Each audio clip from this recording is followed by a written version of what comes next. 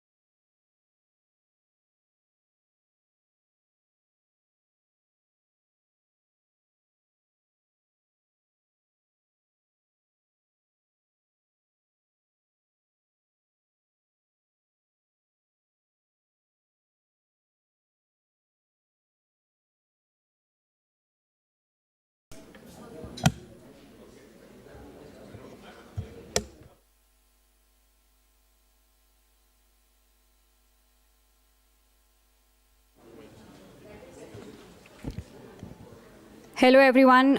Before we start off, and we have another 2-3 minutes to have a quick chat, how many of you here have published in Cureus? Can you raise your hands, please? Okay, and how many of you are peer reviewers of Cureus?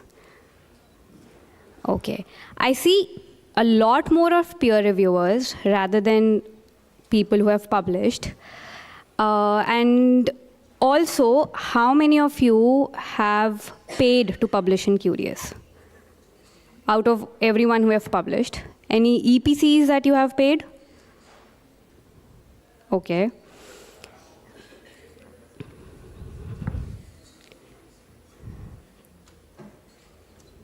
And also, how many of you are actually have published in journals other than Cureus and have open access articles? Okay, that's a good number. And also, how many of you have actually paid from your pockets to publish in open access articles? And institutes have not yet contributed. Okay, I see a lot of no's. Yeah. So I think let's wait for another 1 minute, and I think we'll have our guests here. Then we can start off the event. Thank you so much once again for waiting.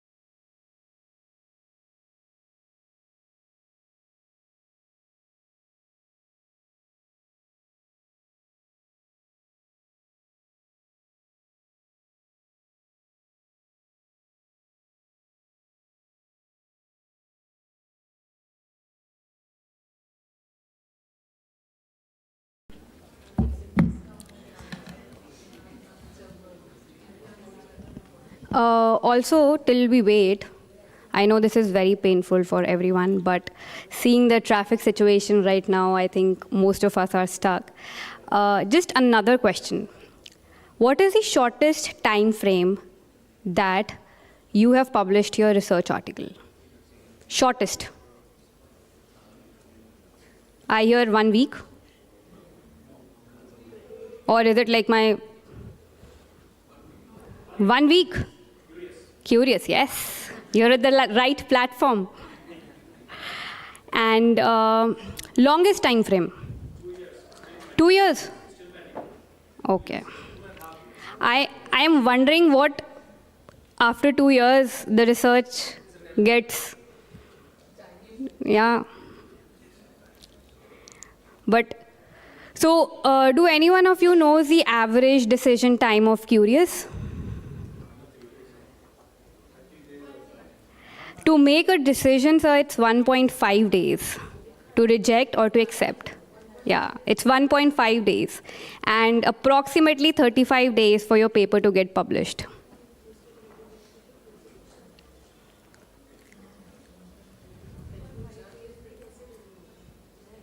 I see a lot of discussions going on, which is like really good till we wait.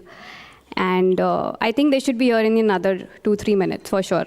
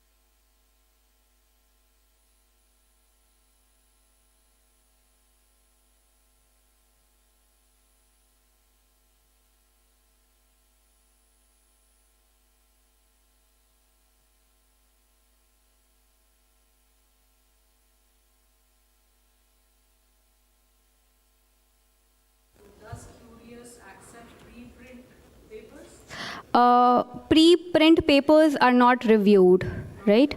Yeah. So basically, it can accept, but then the whole review process also takes place. No, I understand. Yeah. So something that's already been published in, say, meta-archives as a pre. Yeah. No, I don't think so. Not for the pre-print versions. Yeah. Yes.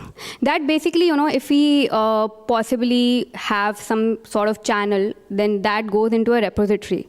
If you have any existing channel or a journal in the university, and you want Cureus to absorb it or maybe get Cureus into it, then that case, it enters the repository.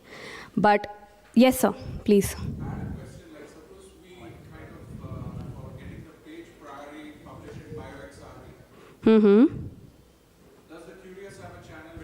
Which can help in transitioning the article from BioXRV to Cureus? Because sometimes when you're doing cutting edge research, you want to, you're not waiting for the review time, and you are basically trying to get it into the space with your prior credentials so that your page priority and your credentials and your hitting the post is established. It's a common practice. I would honestly suggest Cureus to have a link with such kind of things that, the page priority of the article is kind of made. Sir, what I'm right now understanding is you're talking about somewhat like a science blog, something which is not. No. BioXRV is a platform in which you can upload a preprint. Yeah. So then your page priority about the publication of, I suppose like somebody told 2 years extension time. So if they have a page priority 2 years ago, say May 2022, or say right now it's March. So, if somebody finds this thing, they start citing their article, which is in preprint stage at BioXRV, while it is undergoing review at any established journals. Sir, one thing is that the right person to answer this is coming. Yep. He will answer it, raise this question. Second part is what I believe is preprints are something which are generally not preferable because of the reasons that they're not reviewed. No. I don't think you're getting the point. I think that's what. See, in clinical milieux, especially, there are certain clinical findings or case reports when you send it to NEJM or Lancet now or I get any it. Right, of those right. kind of journals or even BMJ. There is a certain amount of lag time before it gets published. And if we have any of these bioXRVs or any of the repositories where we can publish the articles so that they get cited to and actually accessed by the scientific community. So this is a thing which almost every major journal, even Nature Group, publishing group has it. Okay. You might want to explore those angles and add it to your Cureus things. Right. And advertise the same. Okay, sure. Almost all the major journals from Elsevier, Springer Nature, and everybody has a preprint option when you are giving it to a reasonably decent impact factor journals. Thank you. Thank you so much, sir. In fact, this is a very good suggestion. And Cureus is started in the year 2019, we acquired it. And it's still in the phase that it has established itself, but definitely we are working on it.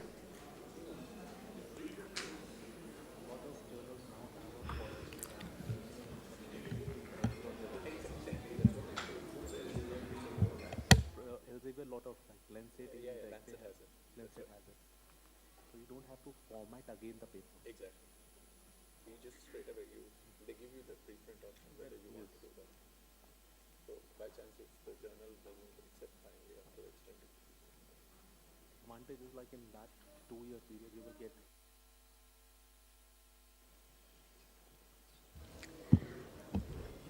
Good afternoon, everyone. We are extremely sorry for this delay, but I assure you that this session would be really great. I am delighted to welcome you all today to the Cureus India Medical Science and Publishing Symposium 2024, and a special welcome to all our honored guests. My name is Riya Dadra. I'm working as the manager for outreach and advocacy at Springer Nature India. Before I begin, I want to say a word about the tireless health professionals and frontline workers. Today, I would like to speak as a member of public. I would like to thank you all. You have worked in the most impossible conditions and have saved countless lives. And even if there was nothing you could do, you gave your everything to elevate your patient's suffering. This summit is for you. Can we have a huge round of applause for everyone in this room today for making our lives healthier? So we live in exceptional times, and there have never been more health experts, doctors, and scientists on this planet. And every day they are making different breakthroughs, scientific breakthroughs at an exponential rate. So we all do this to make our lives longer, healthier, and prosperous. Every year, scientists submit articles with the results. This all sounds great, right? But there is a problem that we are all not aware about. The problem is that all of these results are locked behind paywalls. So cure to diseases and clean energy solutions, all these things which are really important are not widely accessible. You, me, taxpayers have to actually pay to get this research available.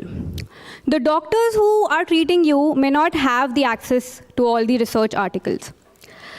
Because sometimes even the universities cannot afford that much of fees. Just a bounce of days, the endless waiting can delay the publication process. But just imagine, this wastes the time of all the health researchers, doctors, and scientists. This consumes most of the time. This time can actually be utilized to find crucial things like maybe treatment of cancer or Alzheimer's disease, something which is really important and much needed. So what is the solution for this? So the good news is that there is a very simple solution out there, which is called open science.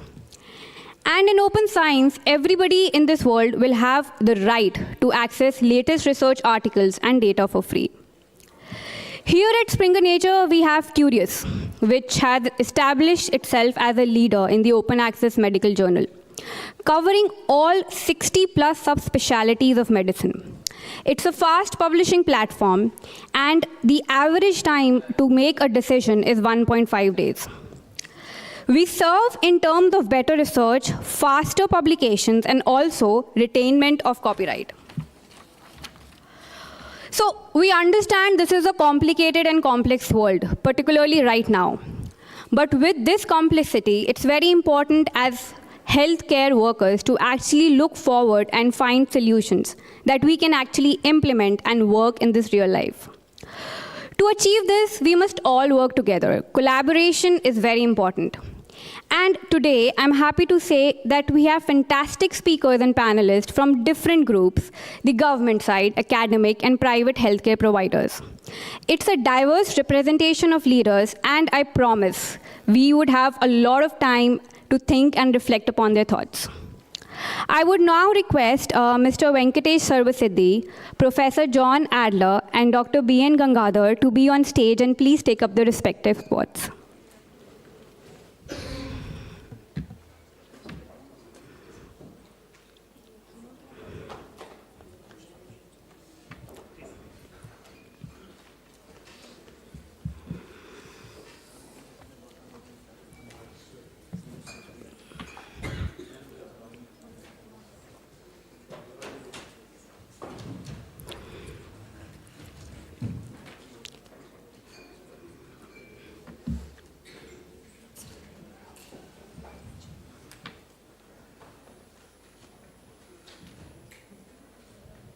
Thank you so much for being here today. So I was watching a TEDx talk a few days back, and there was this very interesting line. So it says, healthcare is more than what you're born with. It's the choices you make in life. Well, the choices, I would say, won't apply on weekends and Fridays, but yeah, for sure, this is extremely important. So for today's summit, to give us more highlights and information about the summit, which is happening today, I have the pleasure of inviting Mr. Venkatesh Sarvasiddhi to address us. Mr. Sarvasiddhi serves as a managing director at Springer Nature, India, and we look forward to have valuable perspectives from his side regarding the highlights for the summit.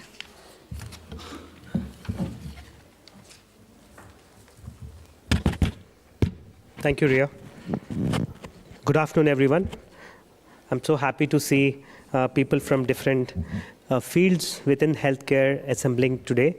I think there are practicing doctors, there are research center heads, there are leading surgeons, there are healthcare service providers, some of the CXOs from the healthcare service providers, the leading ones. We also have medical students, and we also have a couple of them joining us online from different parts of India. I think it's a privilege and it's an honor for having all of you here today to strike a dialogue in the healthcare publishing, healthcare research, how India is progressing, the challenges and the opportunities. So we also have the honor of having John Adler. Professor John Adler is a very well-known doctor, innovator, I think researcher. He wears different hats. And he's the founder of Cureus, the medical journal, and also a thought leader in the healthcare space. And he would have delivered many sessions across many continents. And today we have the privilege of having him being our keynote speaker, along with Professor Gangadhar. Really appreciate, sir, taking out time from your busy schedule and being here. And of course, many people who joined, I think you name an medical institution, whether it's Medanta, whether it's Apollo, Max, Fortis, Manipal, KIMS, SRM. These are some of the names. I would have missed out few, but all of you taking out time and being here brings in a very good opportunity for everyone to strike a conversation on India, research, and the healthcare ecosystem. Cureus is I just don't see Cureus as a journal, but the way we are looking, I was having a conversation with Dr. Adler a few hours back, the way he looks at it is more like creating the world's largest online open access knowledge repository. Which can be accessed by researchers, which can be accessed by patients, and how we can tell the stories, how we can educate the ecosystems, the community of researchers to empower. I think India is playing a great role. India, if I look into the numbers, healthcare industry itself is almost $372 billion US predicted in 2022. I think it would have crossed 400 billion mark, where we are right now in 2024.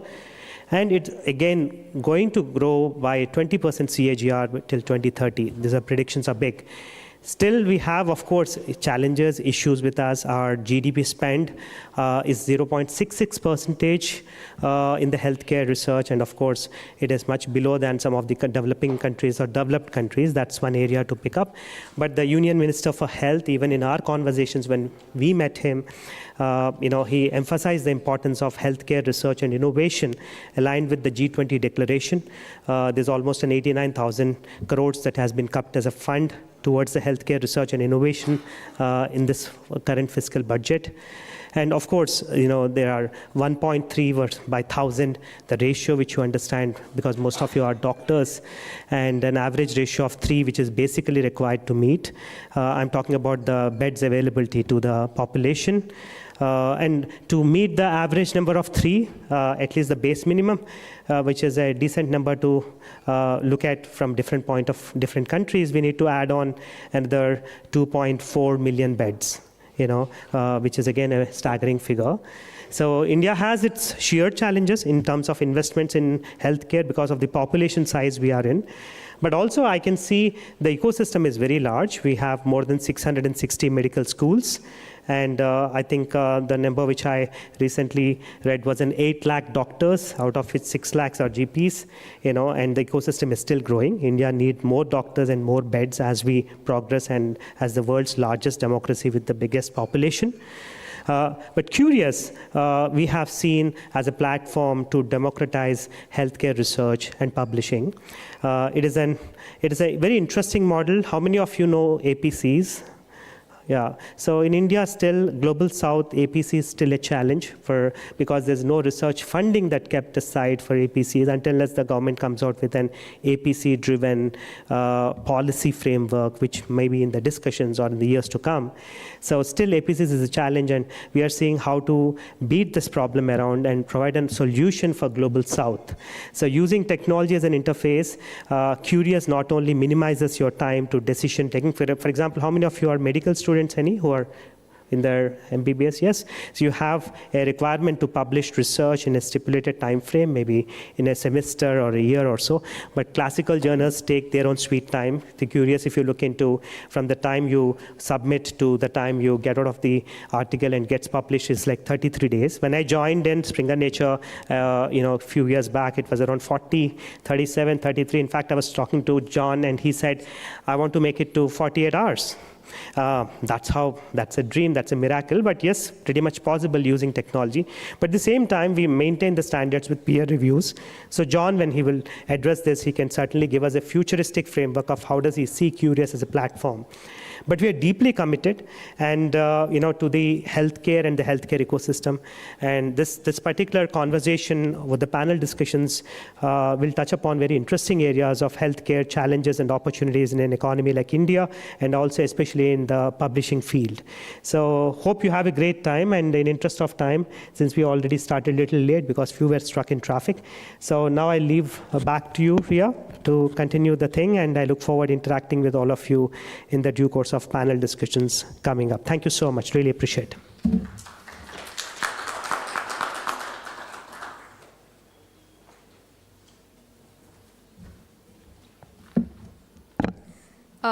Thank you, Venkatesh, for enlightening us about the event, telling us a bit idea about the research funding landscape in terms of healthcare and about Cureus. So now I would like to welcome a very distinguished individual whose journey in the field of medical science is not just a resume, but a testament to the dedication and impact. Dr. B.N. Gangadhar, who is a former director at NIMHANS, National Institute of Mental Health and Neurosciences, and is currently the chairman of National Medical Commission. He is accompanied by Professor Alex Hankey, who is the advisory board of Yoga and Physical Sciences at the Yoga University. So, seeing the vast experience in the area of medicine area, especially in India, I would request Dr. Gangadhar to please come up on stage and give us more idea about the medical research landscape in India.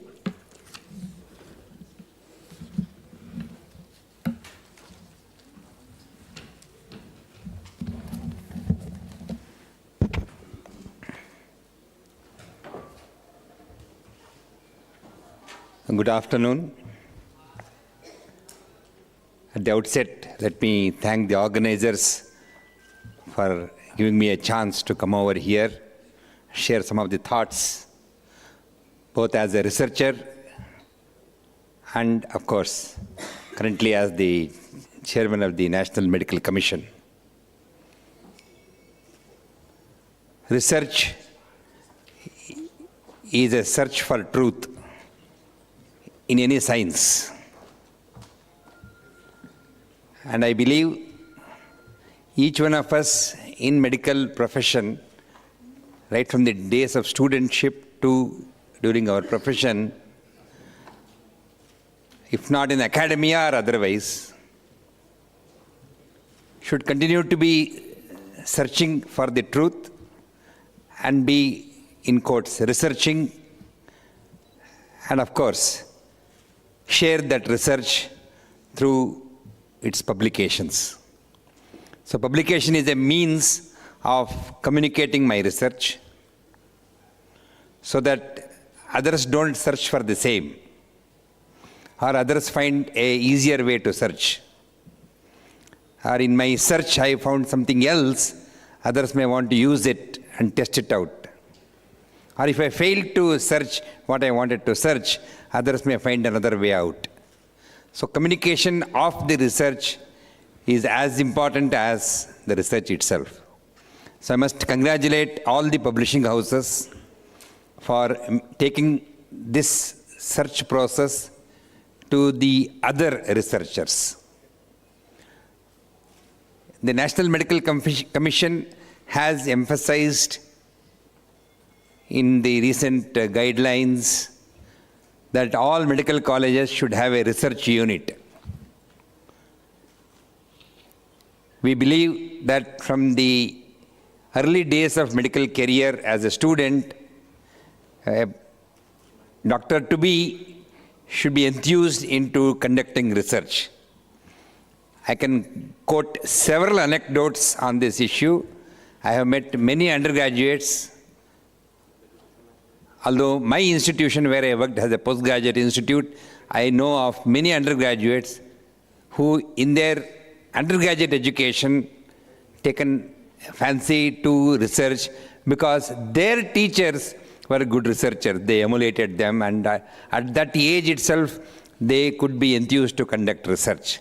So I believe this experience, which I believe has been there in many others, and our colleagues at the National Medical Commission made it a point to add the research component in medical education with an emphasis that a medical research unit has to be present in every medical college, which of course shared resources from other laboratories and so on and so forth. So research is something we believe has to happen, and in our country at any given point of time there are little more than 5 lakh students, 500,000 students studying undergraduate course, and about another million doing the internship, and about another lakh doing internship, and about 2 to 3 lakh students pursuing postgraduate education, and nearly 2 lakh teachers who are in the academia. So which is a huge number, and if they are all focusing their work, in addition to service and teaching, also emphasizing research in their curriculum of their work, I'm sure we will be a very great publishing nation.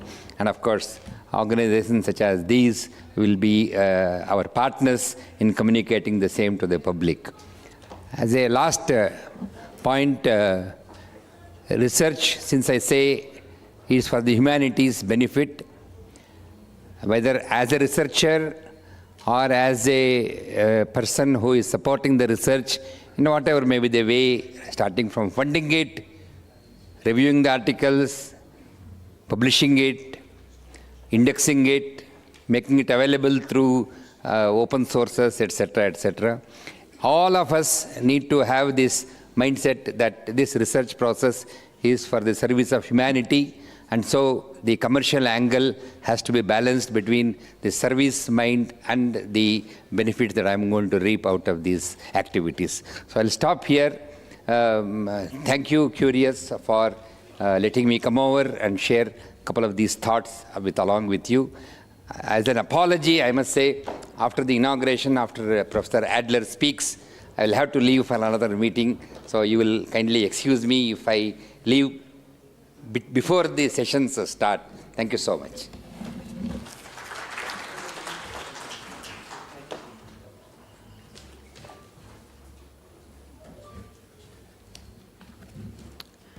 Thank you, Dr. Gangadhar, for telling us about the goals and missions of NMC in India.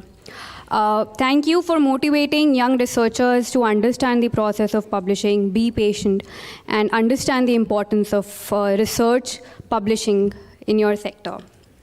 So I would request Professor Adler to be there and felicitate Dr. B.N. Gangadhar for his valuable contributions and being a part of this event.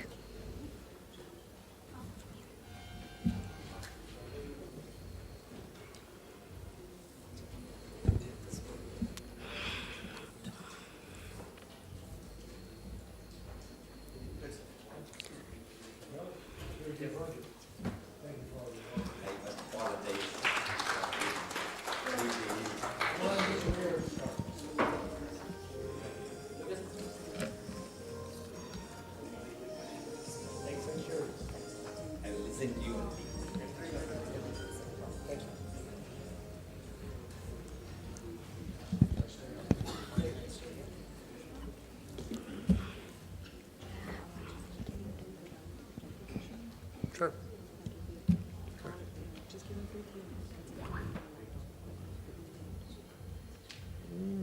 Yeah, whatever. I mean, would you, should I use a presentation or not? They can. We talk about that. That's all right. We'll make it work. Yeah. So here we have Dr. John Adler. So he's a remarkable individual, and he's not just a founder, but a compassionate innovator. He is actually the heart and mind behind Cureus Medical Science Journal. So he is an Harvard alumni, and he found a home at Stanford University as emeritus neurosurgery professor. He's also the CEO and founder of ZAP Surgical Systems, which has a mission to advance cancer treatment for all humanity. Today, we are really honored to have you, Dr. Adler, here. Please join me and let's hear Dr. Adler's views on Cureus. Please come. Thank you. Thank you for coming today and listening to the story we have to tell about Cureus. And I think it is a story about India, ultimately. India is an emerging powerhouse in medicine. I don't think you understand what a powerhouse you are.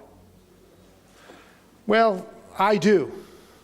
So part of the foundations of Cureus date back about 15 years ago. And as I was starting to cogitate about what might be a next generation journal, mostly to solve my own problems because I found it too laborious, too time intensive and expensive to publish science. But a good friend of mine is a pediatric cardiac surgeon at Stanford. His name is Frank Hanley. In America, he's very well known. Really, he's very well known worldwide. He invented a procedure for left hypoplastic ventricle syndrome in newborns, and I hear it's a breakthrough in the way we treat this condition. And over the course of his career, he's been not only the innovator, but the leading practitioner. Goes around the world and teaches everyone how to do this operation. He's a celebrated heart surgeon on the West Coast, maybe America's best. Well, he was telling me, this dating back to 15 years, that he took this procedure that he was so proud of, and he went to visit a heart hospital in Bangalore. And he was a visiting professor there. And he talked about his procedure, and he was amazed to find that in Bangalore, the procedure that he invented had been done 10 times more frequently than he had done in his career. And the results were almost as good, and they were able to do it for 5% the cost of what it takes to do in America. That's genius. That is the genius that's in Indian medicine today. And yet so many of those stories are not being told. So I found my own challenge. Here I am, a professor at Stanford, and in the area I wanted to publish, I was really one of the recognized world experts, if not the world expert, and yet I found that I had to take weeks and months and sometimes a year to get an article published. I didn't like it. Fortunately, I'm in a land of dreams in Silicon Valley, where if you don't like something, well, you invent something new. As they say, the best way to predict the future is to invent it. So I took the frustration I had, the frustration Frank Handley, and the insignificance of the insight Frank Handley had, and with some other people, like-minded people, created Cureus, now 15 years ago. The idea was to solve a problem that plagues medicine. Publishing is powerful. Peer review is powerful. It's 200, 300-year-old construct. It has transformed the progress of human health care now for centuries. But publishing still happens like it did 200 years ago at Oxford. It's an old boys club. It is something that requires the knowledge of arcane rules, lots of money and lots of contacts. It's filled with bias. It's expensive. And it's unavailable to most of the world. At the end, there's a big copyright barrier built around the knowledge that we've built. But knowledge should be, medical knowledge of all should be a human right. But so much of it is locked away, unavailable, especially to physicians here in a place like India. So with that understanding, and with an understanding that journals, that communication was truly transformed by Silicon Valley, by the people who I lived with and breathed with every day, went about to create something new, and that was the idea for Cureus. Solve the problem of generation, curation, and dissemination of medical knowledge. The generation, curation, dissemination of medical knowledge. That was the objective, to democratize medical knowledge. Medical knowledge isn't just created at Mass General and Mayo Clinic and the biggest hospitals in the world. In fact, many times those are laggards. If you look at some of the greatest inventions in human history, medical inventions, they were by humble observations by general practitioners. Smallpox vaccines, penicillin, anesthesia. I'm a product of Mass General, and Mass General will tell you the greatest accomplishment in the 200-year history of Mass General was the discovery of anesthesia. But Mass General didn't discover anesthesia. A humble dentist from Hartford, Connecticut did, and showed it to people at Mass General. Medical discovery is in the hands of anybody who takes care of a patient. And so with that understanding, Cureus was created. We want to make all physicians contributors to the knowledge of healthcare. In fact, they are. They take care of 90% of the patients in the world. It's not just the biggest name institutions. So Cureus is intended to be open to all. And that's in fact what's happened. Over the last decade or so, we've been growing at 50 to 70 to 100% each year. This year, we'll publish in excess of 25,000 articles. In the next year or two, we will be by far the largest medical journal in the world today. How do we get there? We get it by breaking down the barriers to publication, by building more user-friendly, UI, UX, by using technology in new ways, by stripping out needless process. A lot of the process of publication is what was necessary 100 years ago. But in this new world, it's not needed. But the core of what we do in publishing, peer review, is very much retained. So Cureus pays total respect, homage to peer review. But the rest of it can be all changed by technology. Today, we're proud to be publishing the average article in 33 days, sometimes even just a week or so. But we aspire to do even better, because we've seen how the internet has transformed human communication. And what publishing is, it is communication. It's how we physicians communicate to each other. And the dream of Cureus is not just going to be to ourselves, that we communicate to the whole world. Medical knowledge should be the rights of not just physicians, but patients as well. It's almost immoral to think that some physician somewhere isn't delivering the best possible care because they didn't have the latest access to the newest knowledge. So Cureus is a very ambitious project. It's a project based not just on the content, but the community that we've developed around that content. And that includes much of you. It includes a huge cadre of physicians here in India that are driving worldwide healthcare into the future. So the network that aggregates around the content, that is the dream, to accelerate the curation, dissemination, and generation of medical knowledge. So throw out the idea of what journals were in the past. Journals in the past were staid old documents of paper that hung out in the libraries, that were viewed as almost chapters of the Bible, Gospels of the Bible. But new science is forever changing and building and changing and mutating, and at an accelerating pace. And to do that, Cureus wants to be in the center of all of it when it comes to medical knowledge. So Cureus is more than a medical journal. It is a community of like-minded healthcare professionals and even patients that together are creating the repository of medical knowledge today and for the future. And the powerhouse of Indian medicine today needs a window into the world. We would like Cureus to be that window. We can give you the widest audience to the greatest number of readers that's ever been imagined in healthcare. That is the dream of Cureus. That is what's being recognized, and India is a very important part of that dream.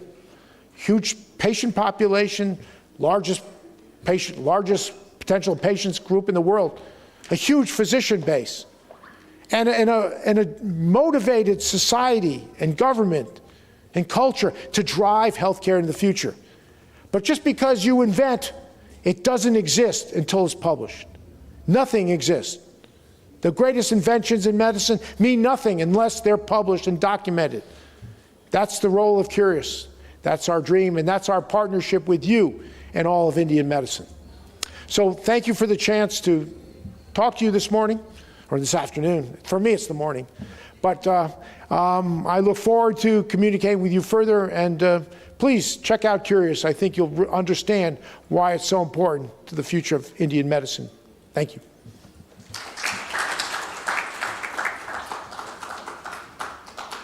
Thanks for listening. You're a big part of our futures. Thank you, Dr. Adler, for telling us about Cureus, the ideas and vision behind the Cureus Medical Journal, and also sharing the importance of peer reviewing. Now, it's more important to understand how we can utilize this innovative journal for our publishing.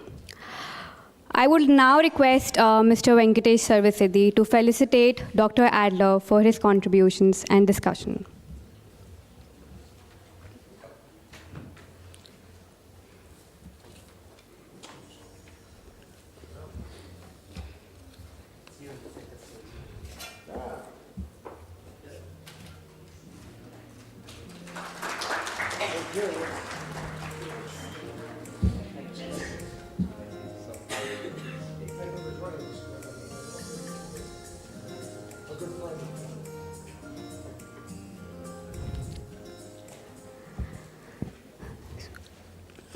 Unfortunately, due to some visa issues, we do not have Graham Parker with us, but he has sent us positive wishes about the success of this event. So now let's start to the next important, crucial phase of the summit, where we discuss about a lot of things related to healthcare, not just healthcare, about how we can publish, what are the innovations that are currently available, how is AI in there, and all the recent innovations. So let's start on the first panel, which talks about Indian healthcare research challenges and opportunities. So in the present times, when health and well-being are the most discussed topics, and healthcare systems are the most stressed and strained systems worldwide, what would you say if I ask that the most substantial change you want to anticipate in your country over the next decade, and what will be the future of healthcare in the next 10 years? To answer this and many more questions, we have our next panel discussion on Indian healthcare research challenges and the opportunities.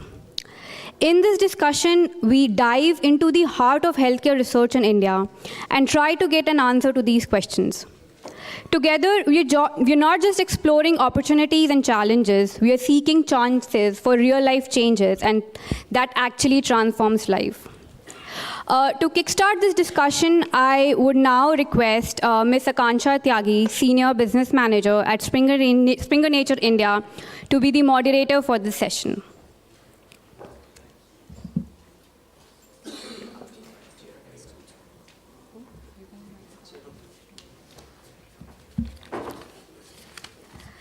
I would now request the panelists, Dr. Raju Vaishya, Senior Consultant, Apollo Hospitals, Dr. Vikas Taneja, Consultant, Pediatrics at Manipal Hospitals, Dr. Sandeep Agarwal, Professor of Surgical Disciplines from AIIMS, New Delhi, Professor Ambika Prasad Mohanty, the Dean and Principal from Kalinga Institute of Medical Sciences, Bhubaneswar, to be on the stage.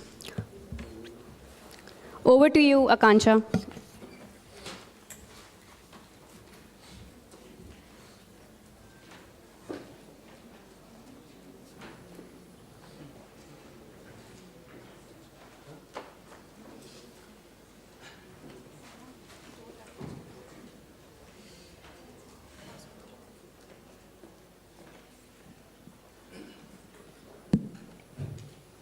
Thank you so much, Rhea, and big thanks to all the audience here for gathering and be part of the Cureus India Symposium. I would like to welcome all the panelists here once again, Dr. Raju Vaishya from Apollo Hospital, Dr. Sandeep Agarwal from All India Institute of Medical Sciences.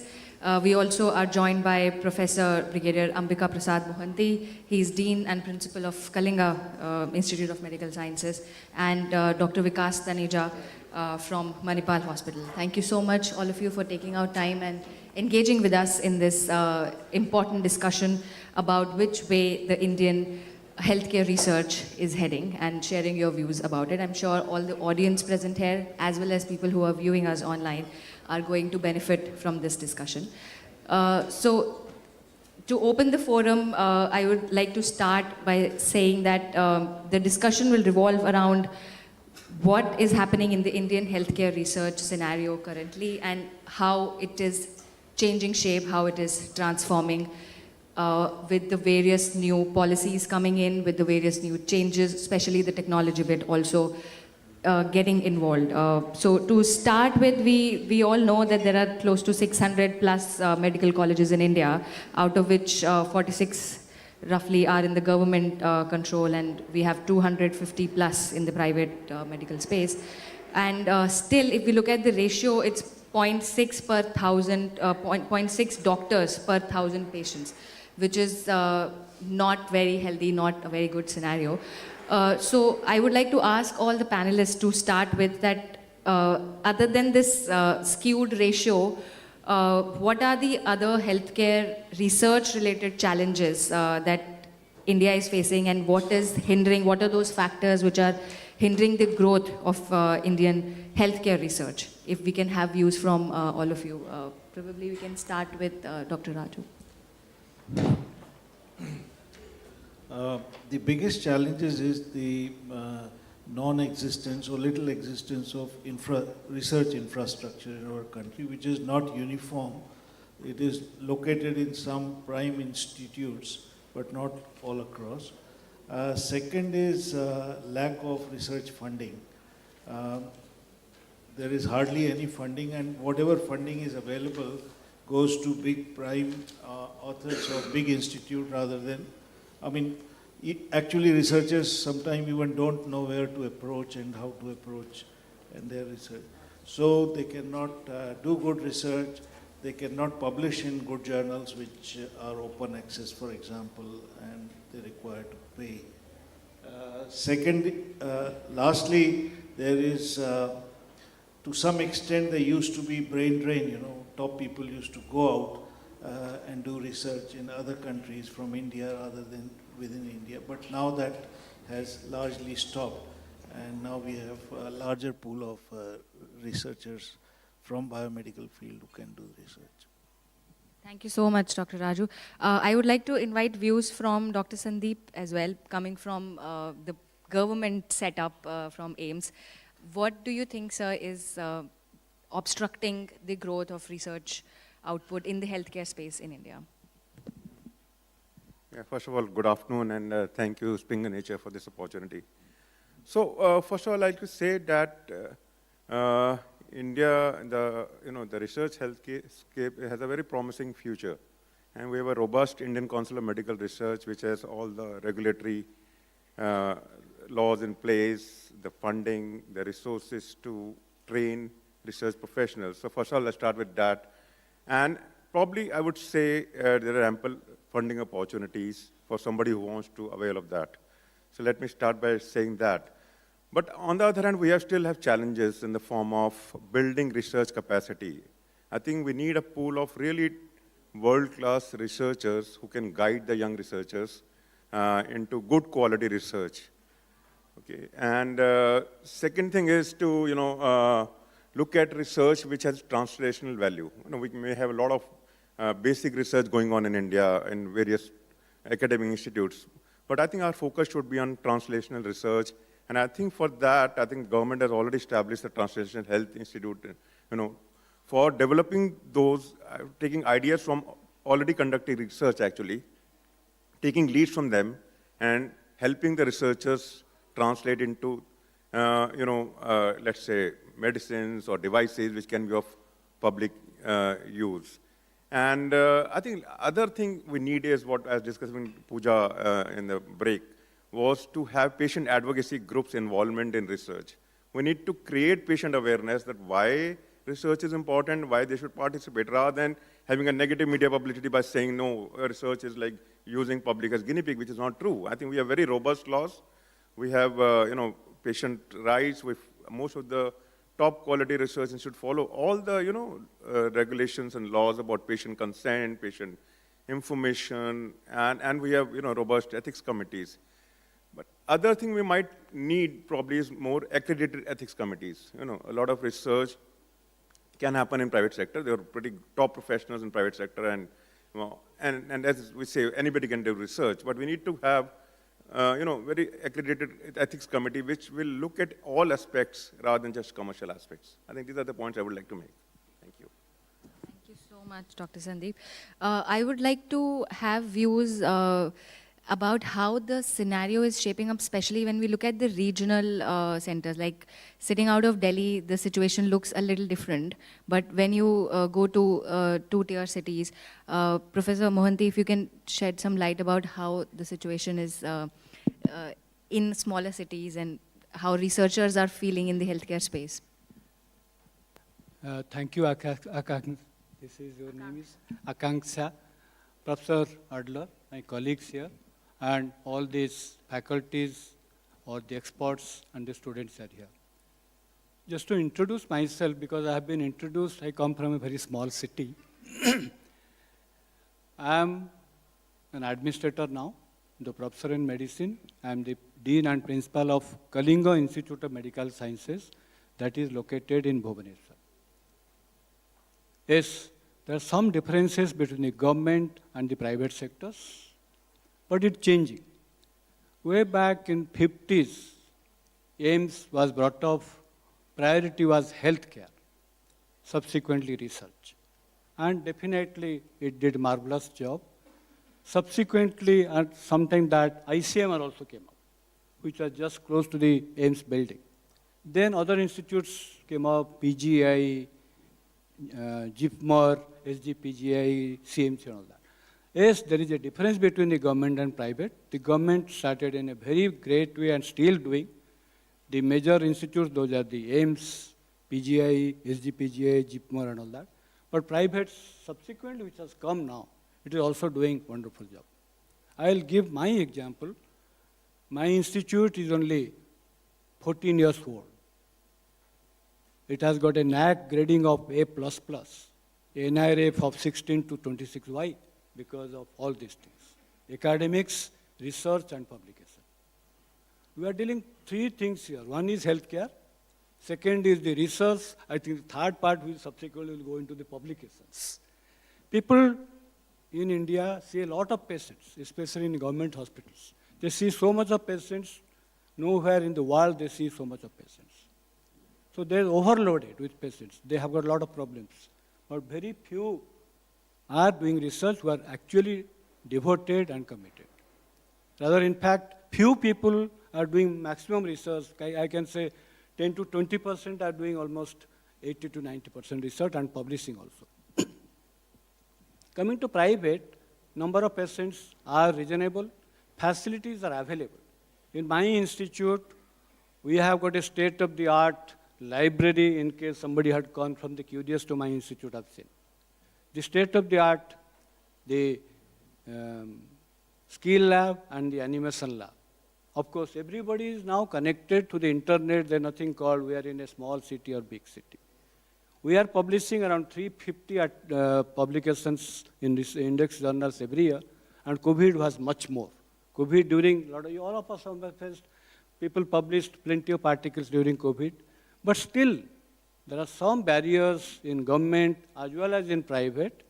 The availability of resources, availability of funding, accessibility, and last part which I face personally, why somebody should publish on paying from his own pocket. What our PG students are doing nowadays. PG students are the main sort of workers nowadays, they guides them. So that part has to be discussed, how to cut that gap of, he has got patients, he has done a research, he has published, found out something, but to whole world to see, there should be some mechanism, it should be easier. Funding by whatever is possible. Funding is still, I think in India we don't have much facility. This is what I want to say right now. Thank you. Thank you so much, Dr. Mohanty. I would invite Dr. Vikas to share his views on this topic, especially from a very active, prominent healthcare provider where he's currently associated with. So from that lens, how do you see the Indian research landscape in healthcare shaping up? Thank you, Akanksha. First of all, I totally agree on all the points discussed by Dr. Raju, Dr. Vaishya, as well as Professor Mohanty. I would like to bring some disruption here. So yes, we have huge potential. We have institutions publishing multiple articles, millions and millions of articles coming day in, day out. But still, I feel we are nowhere for a reason that research, to start with, our basic quality is not correct. Nobody is taught the way research should happen in our country. So our basic MBBS or a PG curriculum does not hold how a research is to be done. Each person learns research on the job, doing, okay, this is how you write a paper. I'm saying we at Manipal Institute, we are just 6 years old. We have a Department of Academics and Research. We have our own Manipal Medical Journal, which we have been running for the last 5 years. We get articles which are going nowhere. It's part of the journal. But if I look at the quality of writing, how to write a paper, how to do a research, it's still lacking. There's a lot of thing which needs to go behind it. statistics, how to understand it, how to read it. Most of the papers coming in are just case reports or thesis topics in detail, that's all. I mean, if we talk of innovation or something new happening, it requires a lot of funding. It requires a lot of input, permissions from, you have ethics committee, you have institutional review boards. So there are major hurdles which need to be crossed. And in India, these take a lot of time. I was very happy when Professor Elder said that everything can be fast forward by technology, except for peer reviews. But here, still, we are at a stage where we are not even using that technology. There are companies, there are people sitting around who can write a manuscript for you, who can write a proposal for you, who can do the statistics for you. But then funding is a challenge. Where to get the money from? The PG students cannot just put everything from their own pocket and do the research. So I think those becomes very, very big hurdles. Yes, institutes like AIMS, PGI, they have specific departments and people have focus on research.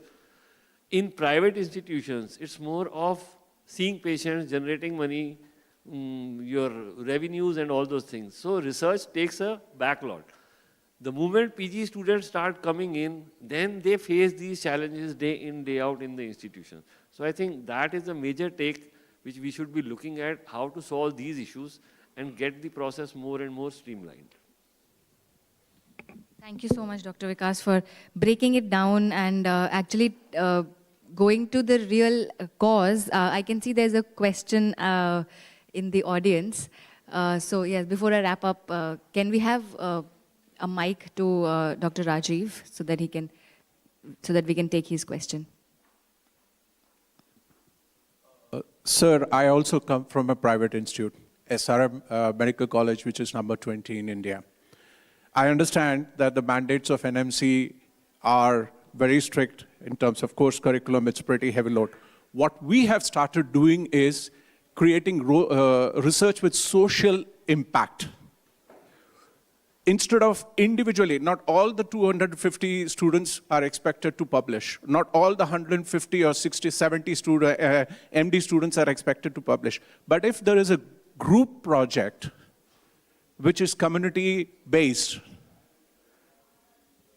even the weakest, and first of all, you get lots of good, talented questions. Secondly, the amount of, and we already have, the NMC has a mandate of family adoption program, for which compulsorily the students have to go every year and talk to the family. These kind of disruptive innovations, if they are published in Cureus Journal of Medical Sciences, which will not only help in empowering the budding medical professionals to be connected with the community, make them empathetic, and also better healthcare professionals. That's one. Second is, we somehow need to channelize. I respect all of your opinions, and we are doing it, SRM, as we talk. And that's one of the reasons we have found out that how to make, apart from the regular case reports, how to talk about clinical cases, how to make it an exciting experience for an 18-year-old who comes to the medical school from straight away high school. So participative research, breaking dialogues, having, resilience-driven, prescription education-based projects are the way to go, sir, to resolve this problem. It's not an easy one. We have taken steps towards it, and that's why we have come to Cureus to partner, so because the decision-making stack. And I would just like to add one small thing, which is actually become the pain point for evidence-based sciences leading to publishing.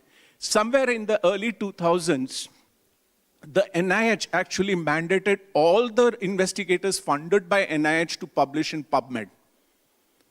And PubMed was the platform which was NIH-driven, where the APCs were mandated in those NIH projects.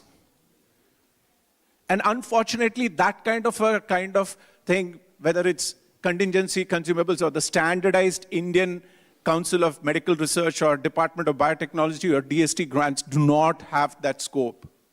So it's my ardent desire to request all of your senior dignitaries on the dais to please put this, irrespective of the quality, nature, or composition of journals, if the biomedical researcher, either clinician or a healthcare researcher or any allied health sciences researcher has to be encouraged to publish, there needs to be a referendum on APCs as well. Otherwise, this is the limiting factor, I believe, the elephant in the room, which is basically preventing. Like many of them voiced a very pathetic opinion that MDs, because they are forced to publish, or MBBS students, those who are desirous to publish, are paying out of their pockets.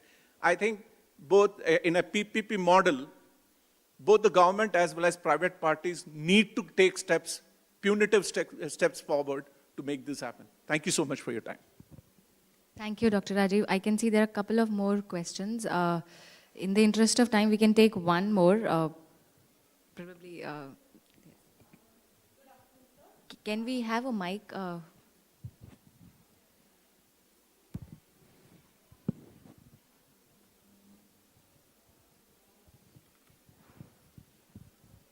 Hello. Very good afternoon to all dignitaries. My question is for Dr. Vikas, sir. Sir, like you rightly pointed out that research has to be incorporated at an initial level.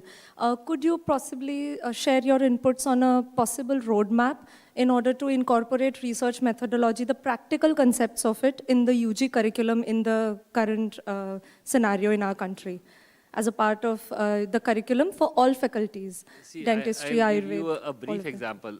When I was doing my post-graduation, so one of my teachers, he was very much interested in doing research. So he took time off his clinical work. He would sit, he tried and find out how to write a paper, what is a case control study, what is an observational study, prospective, retrospective, how statistics is done. He would take our classes. He would say, please try and understand these are the small nitty-gritties. So I think when we are saying how to incorporate it, we would need people talking about how to write a paper, what are the different types of studies. We read it in our MBBS curriculum, in our SPM book, we had everything. But we have never gone beyond that. It was just theoretical. Right? When we come into practice, then each and every step, somebody will have to teach. Like the seniors will have to teach the junior how it is to go. You have to take time out for your research. Think something different. I don't know, but what I understand, in the West, people take time off their clinical work for say 2 months, 3 months and going for research, right? Here, it's not. Clinical work is first because you have to earn first. Research is just a secondary part. PGs think I have to write a paper during my thesis topic, during my tenure, that is my only job. So he will just cram things from here, write a protocol, collect the data, and do a final thesis. For him, research ends there. Nobody teaches him. So I think we need enthusiastic people. They would need support from the institution. I think that would help to get more people into doing research, thinking innovatively, what can be done. Even if a change of, say, a practice of a particular disease, we don't go beyond. We say, this is the guidelines, we follow only this. Why to deviate? Here, that is the challenge which we face day in, day out. So I think that would help a lot if research becomes a part of our MBBS and PG curriculum. Thank you so much, Dr. Vikas. You have actually touched upon a very important topic that we have to all go back to the school and start from the very beginning, day one of your MBBS degree, and see what is the objective, where is it going to lead you, whether you're interested in clinical side or in research or both, and how do you balance it.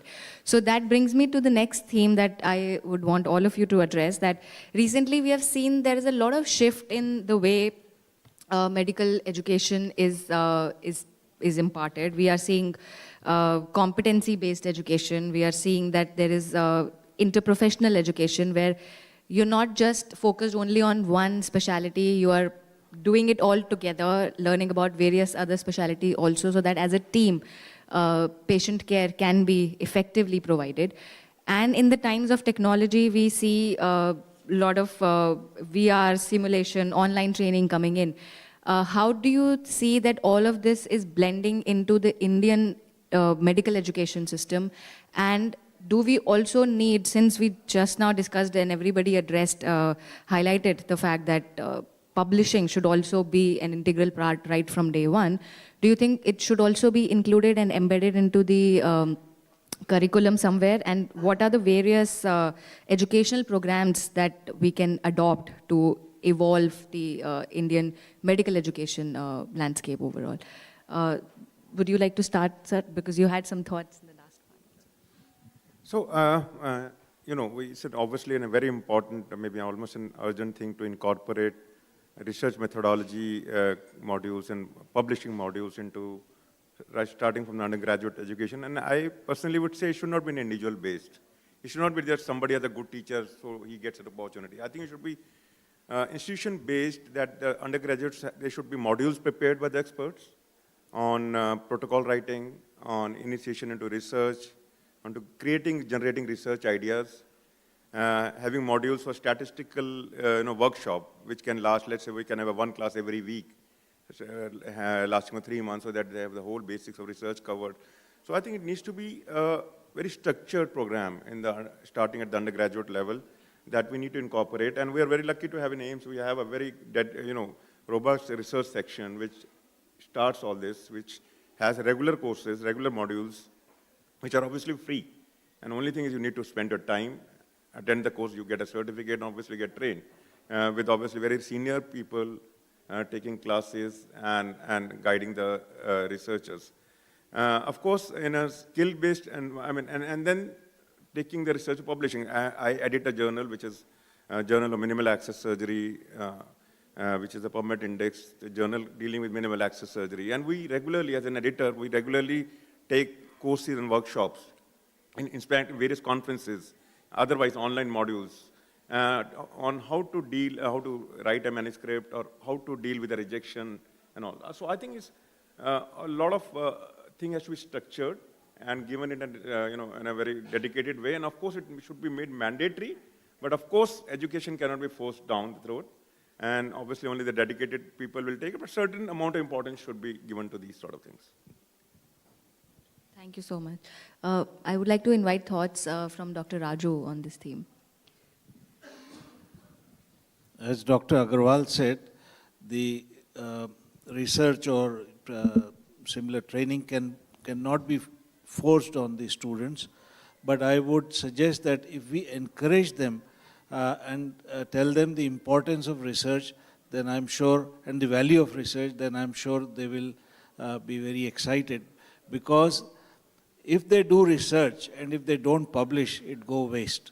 So the end point of any research is publication. Unless that happens, it doesn't become the part of whirlpool knowledge.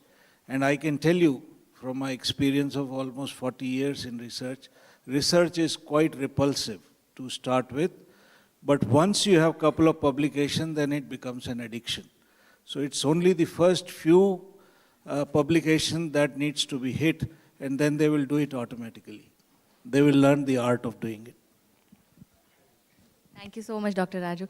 So I would like to invite Dr. Vikas to share that how at your institute you can make research an addiction and support the younger students to... See, I think there are lots and lots of ways which you started with regarding like simulation-based programs, or we have like classes, like if AIMS has a department. So like these days we are using technology like anything. So if we have these webinars, so if suppose AIMS plans a research module which can be covered online for over a period of say 2 months, and they make it a regular feature once a year or twice a year, and people can join that webinar and do it, I mean that serves the purpose. So there is no dearth of people who would want to learn, but the point is everybody cannot come to AIMS. Some amount, that's fine, but online it has become much easier for people to come and learn. Second, simulation-based, now most of the bigger institutes, they are setting up their simulation labs. That is generating a lot and lot of interest, even for nurses, even for PG students. So I'll give you an example. Like in pediatrics, we have basic life support courses as well as the advanced life support courses. Now they are becoming mandatory, and people are actually coming and learning a lot of things because it is now more simulation based rather than just theoretical. So I think to generate interest, such sorts of programs, CMEs, would definitely help to generate interest in the younger generation, and they can come forward. As plus, I think focusing on research, writing a paper, this would become very, very important. Thank you so much, Dr. Vikas. Dr. Mohanty, please share your views on how these new age methods can be embedded into the education system. I am very optimistic. India has got large number of materials, that is the patients and different types of diseases. Lately, what we have discussed, that NMC has done a lot of changes. One is undergraduate teaching and the research. There is a topic called electives. They are exposed to 2 months to be given a small subject they can read on. That's called elective, which can be taken up as research also. Similarly, in the postgraduate, so-called the research committee is a must. They are trained for a month how to do research, morning, evening, the beginning. They are exposed how to write, how to read, how to publish. Second thing is also, the students also get called STS now, STS program to the ICMR. Now there is not only one AIMS, there are 20 AIMS in the country. So things are much, much better. What we do in our institute, we have got 200 PG students per batch. We have got 30 PhD students. We say publishing is a must before they appear in the exam, to get it printed also. We have gone a little further, otherwise all those theses used to be written up and kept in the library for all time to come. Once they publish, the quality improves, and of course, that area I think we should now develop on. People are having theses, the guides' responsibility to how to make it better. They are happening also, it's keeping improving. So these things are happening. Lot of medical colleges have come up now. 600 medical colleges to 250 students. I think it takes step. Now we have to train those students. We also should get involved, the faculties. But there should be some other thing we should discuss, the funding, availability of infrastructure, how to get it published, maybe not taxing the student or faculty. That we should discuss. Absolutely. Thank you so much, Dr. Mohanty. You've highlighted a very important thing which we all touched upon, and the most dreaded part, and yes, I will come for the question after this, is the APC. That looks like a big devil, that how do you pay, how do you deal with it, which leads us to the idea of funding. I would like to hear views from our panelists that how do you see the funding landscape in India, in the healthcare research specifically, and had it been a perfect world, what is your ask in terms of funding?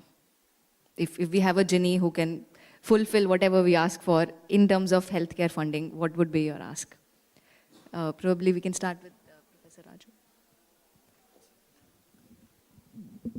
I think generally the funding is lacking for research in biomedical research, at least in India.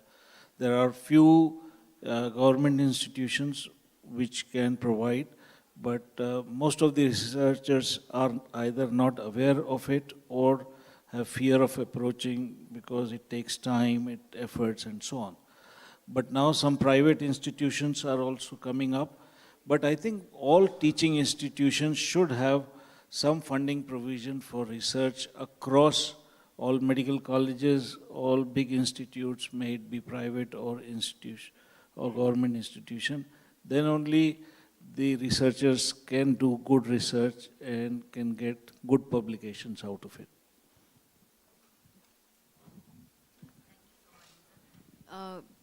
Can we have your thoughts, Dr. Sandeep, on the same theme? As I said earlier, I think funding is there. It's the lack of awareness, maybe the publicity about the funding opportunities. That's point number one. Second is a lot of scientific societies of which we are a part. Like you might be a part of Orthopedic Society, I'm a part of a Animal Access Society, and they have lots of funds left from conferences in the kitty to the amount of crores. And in some of these large societies have actually started good initiatives into funding research. research awards for best thesis, best researcher, like IAGS, of which I am a part of the scientific committee, with 10,000 surgeons. They've started best research awards, best research paper in the year, funding for research projects. So that's one area, but of course, that's a very small part of the whole thing. But at the national level and the institutional level, I personally believe there is ample funding. Only thing is we need to write the protocols in the proper way. It's hard work. You know, protocol writing takes good literature review. You have to identify the knowledge gap and put up for the problem before the funding committee that yes, your project is going to make a difference to the science or in the form of translation research to the society. So I think for funding, obviously, money is limited. Whatever you might infuse further $100 billion, but you have to spend it rightly. And if you have the right project, I personally think that is not an issue. So that's my take on funding.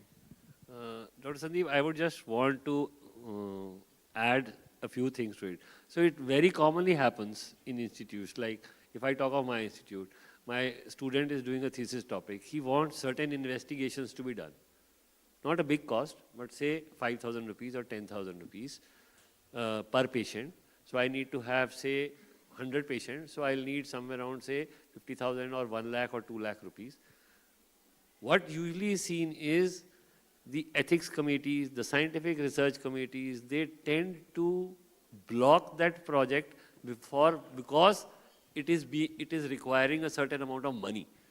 What we usually say is that institutions should have a research fund which can be used for such projects. The point is how to get that out, how to first make that fund, get that. So these are the practical challenges which most of the students or most of the people who are doing research would face. It is very easy to say funding is available, but you need to have the right project. Now, right or wrong, who decides that? That is, I think. So I take your point, what you're trying to say, let's for a PG thesis, you need a particular investigation which costs. Okay, and of course, in a research setting, you cannot charge the patient. Yeah. Once you're doing a investigational this thing, so why not your institution should have an intramural project funding of a limited nature, let's say a few lakhs of rupees, like why only government institutions should have it? Why not private institutions who are full of money? I'm talking of private only. I'm talking of private only. Both. So the institution should have their own intramural funding. Yes. Let's say 20 good theses. I'm sure you would have a limited number of trainees.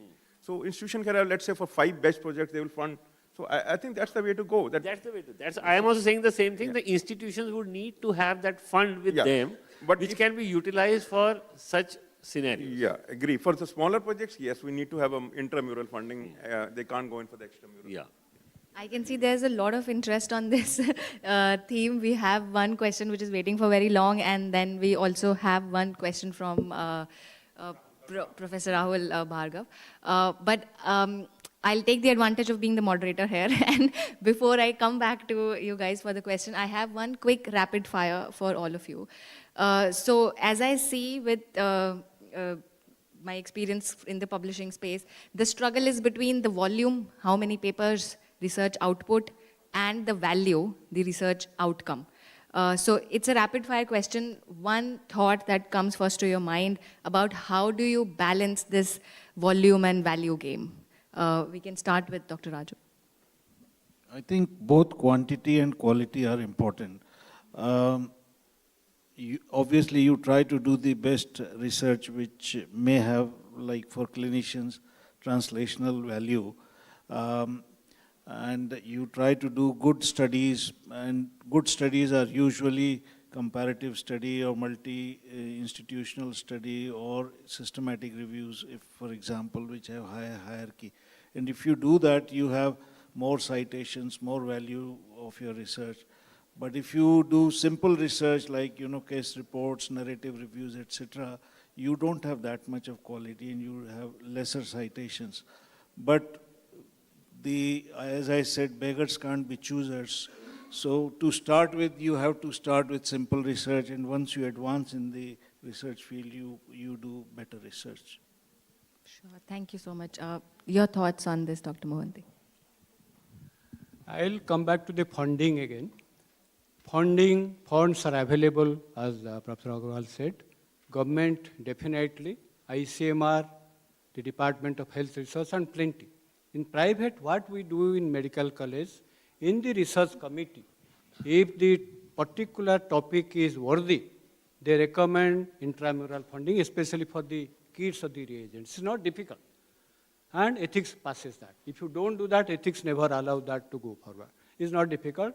But to get funds from other places, I think somebody have to have that knack.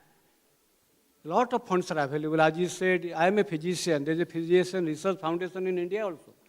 So-called the projects getting from different organizations across the country also. It's not difficult, only one have to be aware and keep on doing it. It doesn't come in one day that I get a fund suddenly of so many. We have got 27 projects in last 3-4 years. After COVID, a lot of things have come up. This is one. Coming to the other thing, I think healthcare is improving. We are seeing a lot of patients. Medical colleges opening. Education is changing. But as getting it visible all over, that work should be visible to be translated into the healthcare is more important. Some new drugs, some new methods. I think for that, what we have to come back to the why we are here, how to get it published in a good journal, fast, sensibly, without taxing that doctor or a PG student or something. That should be, I think, there are a lot of problem in the getting it published, waiting for a long time, non-index journal, that should be avoided. Thank you so much, sir, for sharing your views. As I said, quick rapid fire, one-line thoughts about how to balance the volume and value. I think it depends on the stage of career you are. If you're an early career, at the level where you're looking for a job and maybe an academic job, you need to have certain number, and of course you would look at quickly how to achieve that number. But I think once you're an established researcher, the quality is probably the most important. And then obviously that there are criteria like H-index and other criteria which look at your academic standing. So I think the quality would take precedence at a mid or senior stage of career for a researcher, but for a beginner. So I think it depends on the stage of career you are. Thank you so much, Dr. Sandeep. I feel quality is important. The moment you start having quality, numbers automatically start coming. Because if you are giving quality research, you start thinking differently, you start publishing more. So your numbers tend to increase. You have good quality journal. Thank you so much. I think with this, we have already overshoot the time, but Dr. Bhargav, we will certainly come back to you in the next panel. You can share your views. And that one question, if it's really quick one, then we can take it.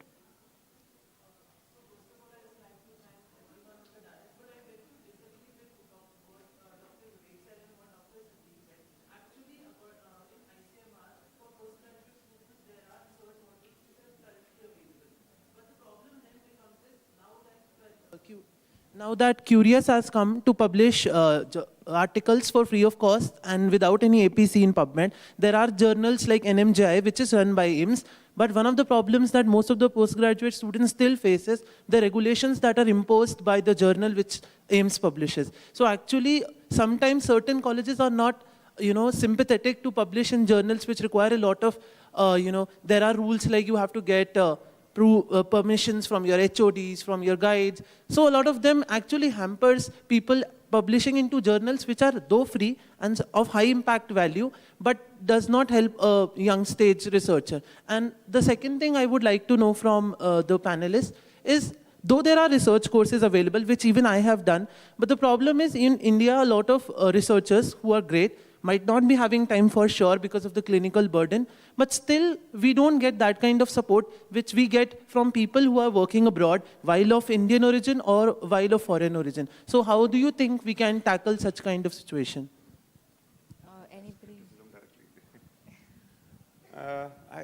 I don't know I actually didn't get what you meant. I thought when you submit an article, it's refused because you have not included your guide as a co-author?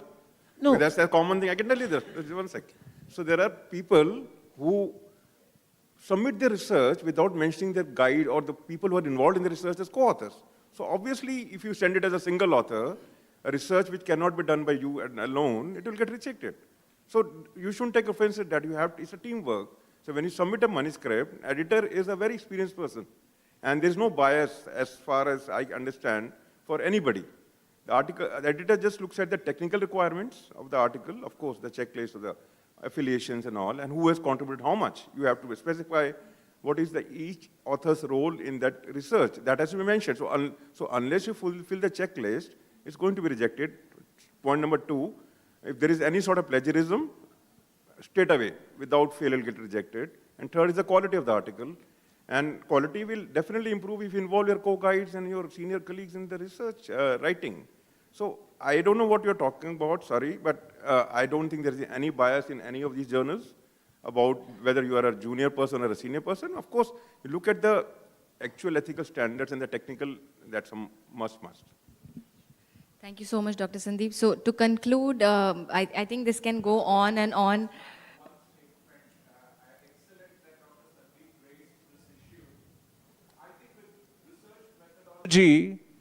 Systematic reviews need to be added to the thing. That will help these PG and UG students to correctly identify the knowledge gaps. We are doing it. And that systematic review will also easily, in the first year of their PGs itself, get published in journals like Cureus or other high-impact journals, depending on this thing. So it's not, Coursera and whole bunch of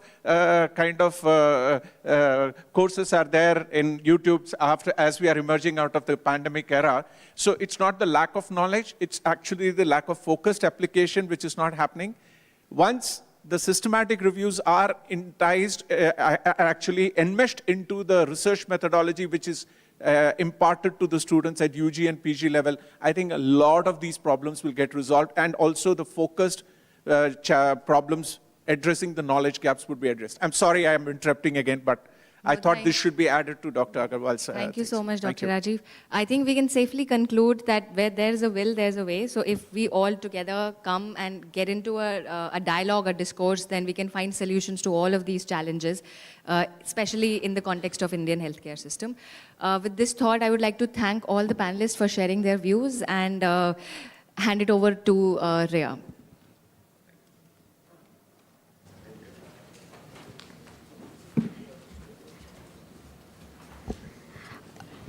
Thank you, everyone. Well, this was really an interesting session. So June 21st,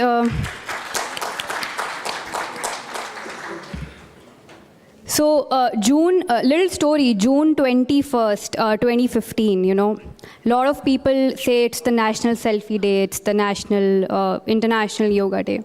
But for me, the important was I was working hard to get my name in a paper published, and I couldn't get it because my mentor, she said that, the research funding is so less. We already have a queue of students who will publish. So that was a real setback for me. But thank you, everyone. I would now request Mr. Venkatesh Sarvasiddhi to be on stage and felicitate our panelists for their valuable contribution in this discussion. I would like to invite Dr. Raju Vaishya to be on stage, please.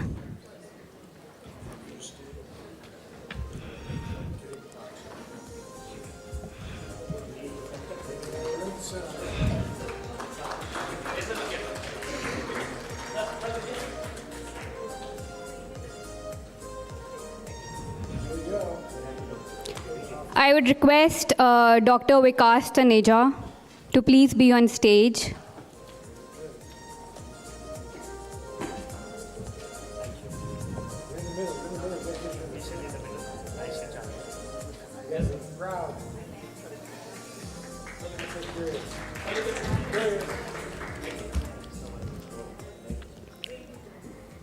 Then we have Dr. Sandeep Agarwal.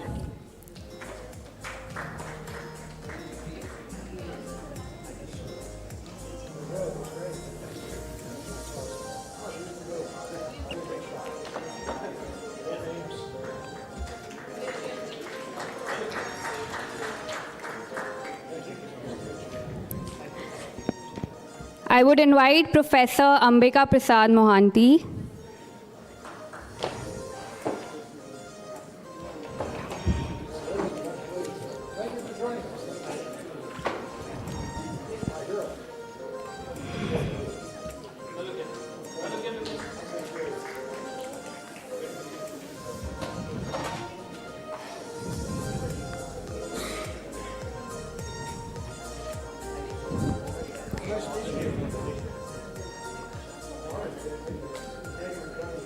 Thank you so much, Venkatesh and John, to be here.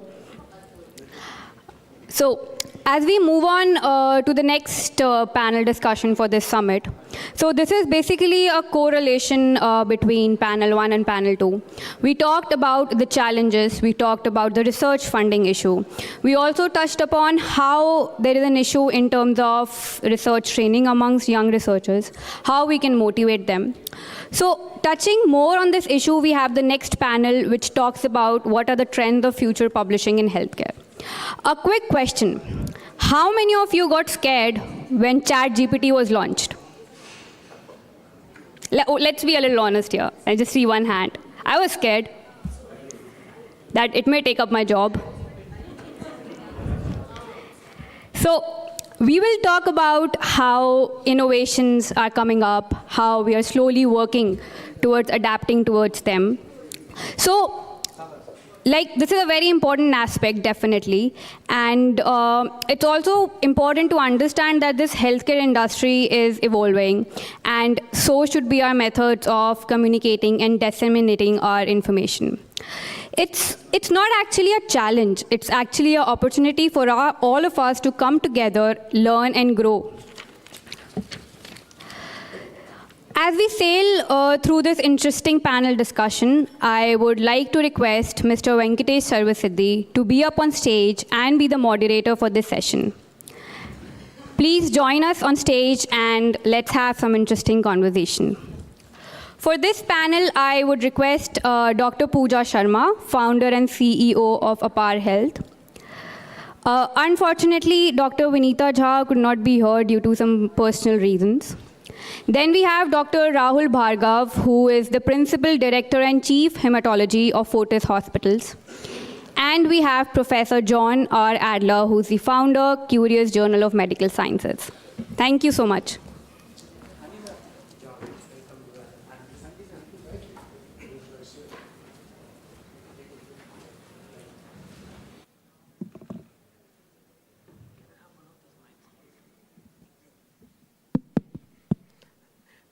Good afternoon, everyone. The first panel was very interesting. I could see different viewpoints, and especially the energetic audience who were posing questions. In our audience, if they pose questions, for me is more interesting, because otherwise it just becomes a monologue. And I really love conversations which are debatable, difference of opinions, people fighting even sometimes for a cause, not for something else.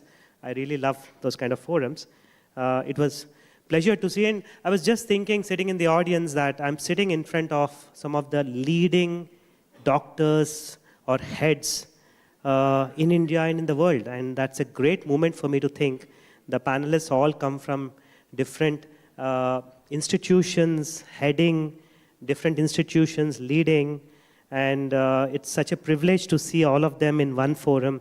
Especially being an Indian, I have so much of pride for All India Institute of Medical Science, Delhi, because of the quality of work they do, and participants from different healthcare groups in the first panel, whether they come from Manipal or they come from KIMS, they all have been contributing in building this ecosystem. It's such a nice thing to see all of them in one forum and hear to their thoughts. Moving on from there, this panel is more about understanding the trends in future of publishing, especially in healthcare. Could be interesting for people who are in the process of submissions. How many of you are waiting for some reviewers who submitted a paper in this group? Yeah. Every day you open your mails and see status says, not yet reviewed, rejected, in the queue. You don't know where to call, whom to call, how to follow up. You pray to God, right? So these are generally the people I've come across when I go to any of the institutions and meet some of the MBBS students and other researchers across different streams also. So we would love to see how the publishing industry is transforming. What are the trends?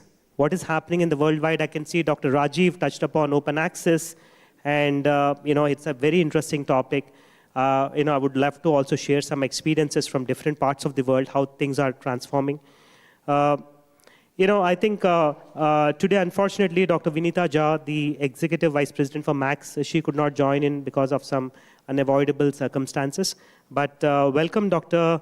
John Adler, as a panelist now, and Dr. Rahul Bhargava from the Director and Chief Heptomology from Fortis, and then Dr. Pooja Sharma, the founder and CEO of APAR. I just want to,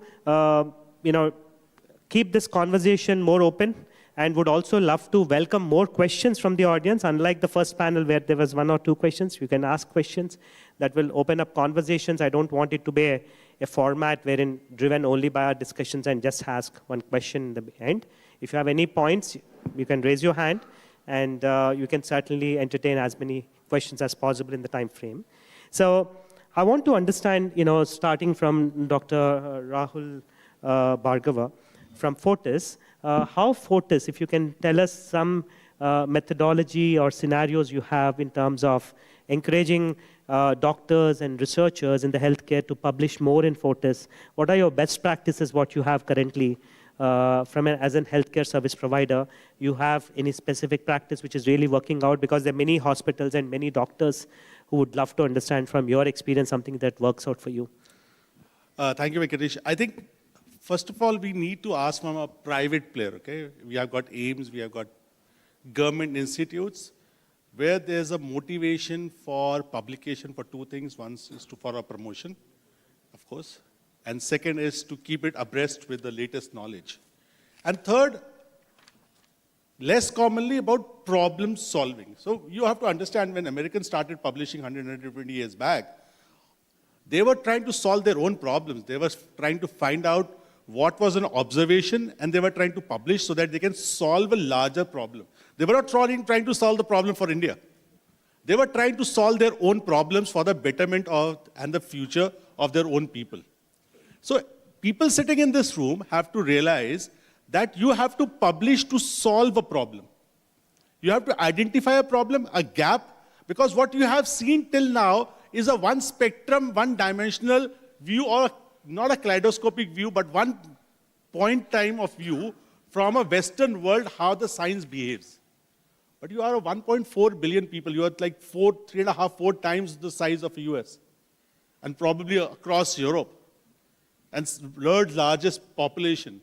So you have your own genetic diaspora, which is so different. So please start identifying yourself that you need to solve your own problem, whether it be tuberculosis, whether it be diabetes, whether it be blood cancers. I mean, I can see a blood cancer difference between Gurgaon and Patna. Their genomics are very different. But do I have the wherewithal to publish? And why should I publish? Again, you have to go back to American model. They were publishing because they were getting incentivization 3 times the natural amount of finances where they were getting from their academic institutes. And that was one of the reasons of publishing was they can do a research is they can get out of the clinics. Can you afford to get out of the clinics? I mean, probably AIIMS can do that. But sitting in private sector, I have to do 6 days of OPD. There's no work-life balance. There's no Saturday, Sunday. Because we are 1.4 billion people.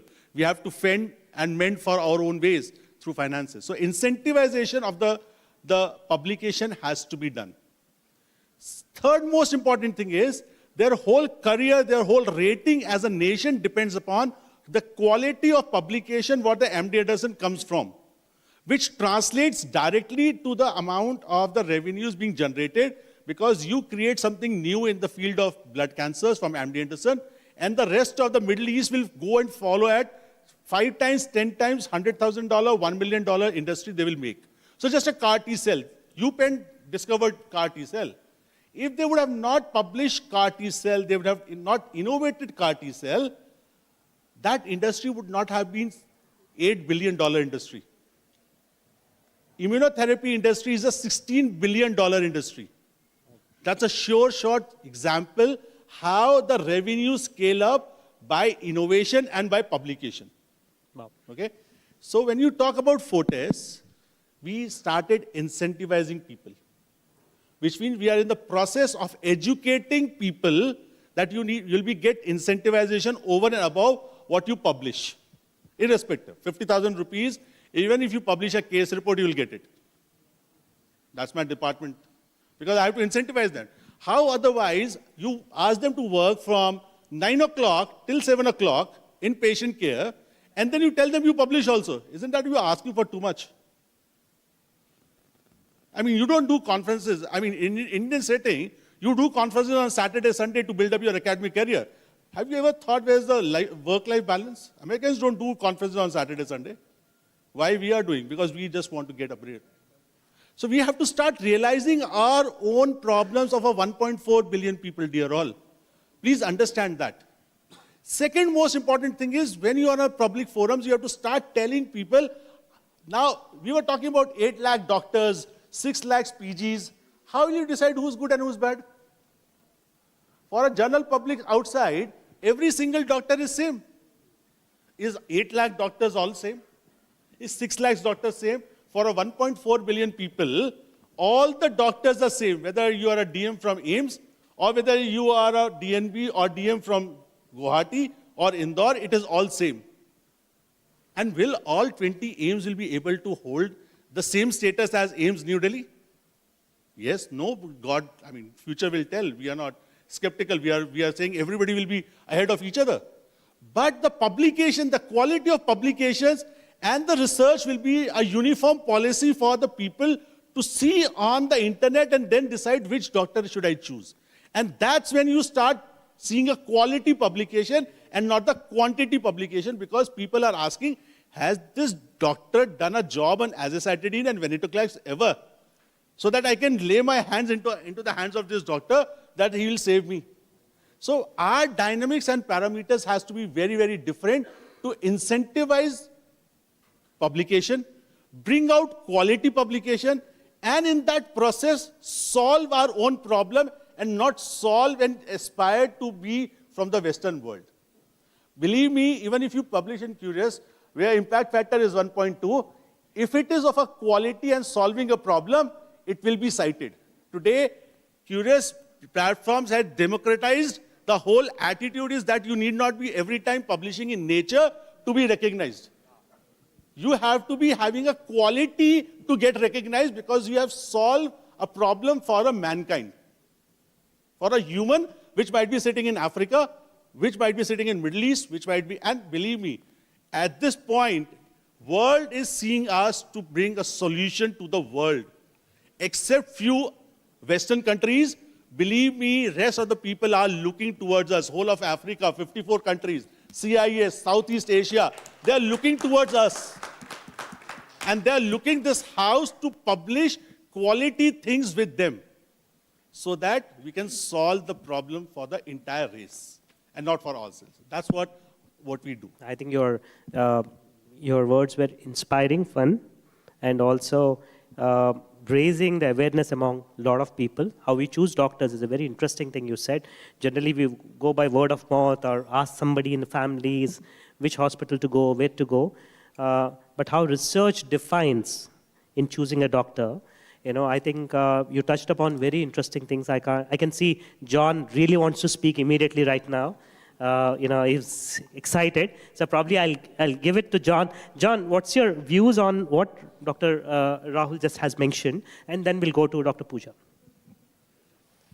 Well, I agree with everything you said, and it's part of the foundation of Cureus, is to allow these stories of innovation discovery to be told more easily. And I come from a big name institution, so you'd think I'd believe in.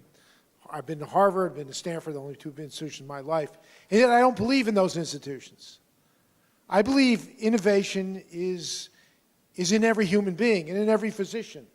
That I believe in probably that many people in India, Indian physicians, have seen an ability to cure cancer. They know something that no one else knows that could potentially impact the lives of tens of thousands or millions of people, but it will never get reported unless we have a change of mind. Medical research is a way of thinking. It's not a task.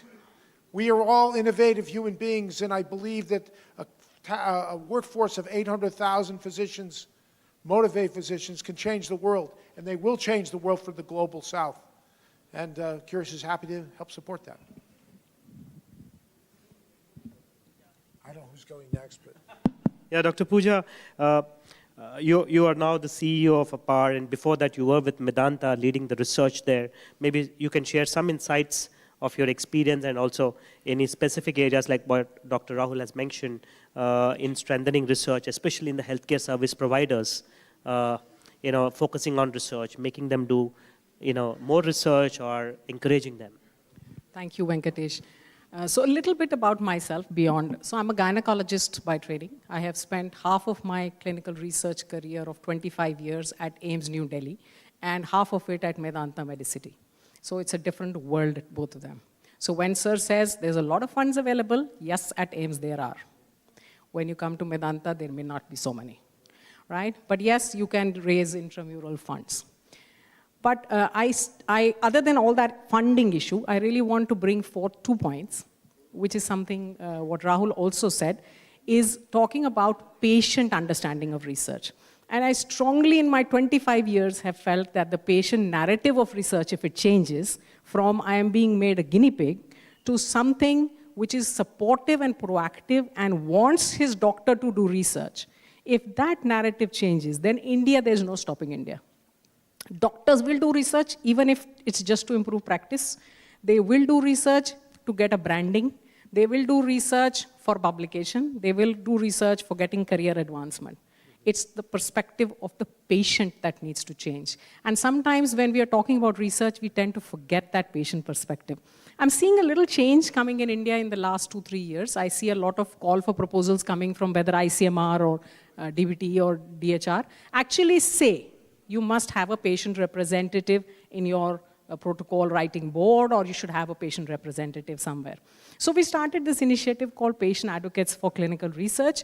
And in the last year, we've seen so much of a change in just 1 year. So there's a perspective. So when you create a multiple myeloma registry, the perspective of what the patient wants to know is very different from what the doctor wants to know.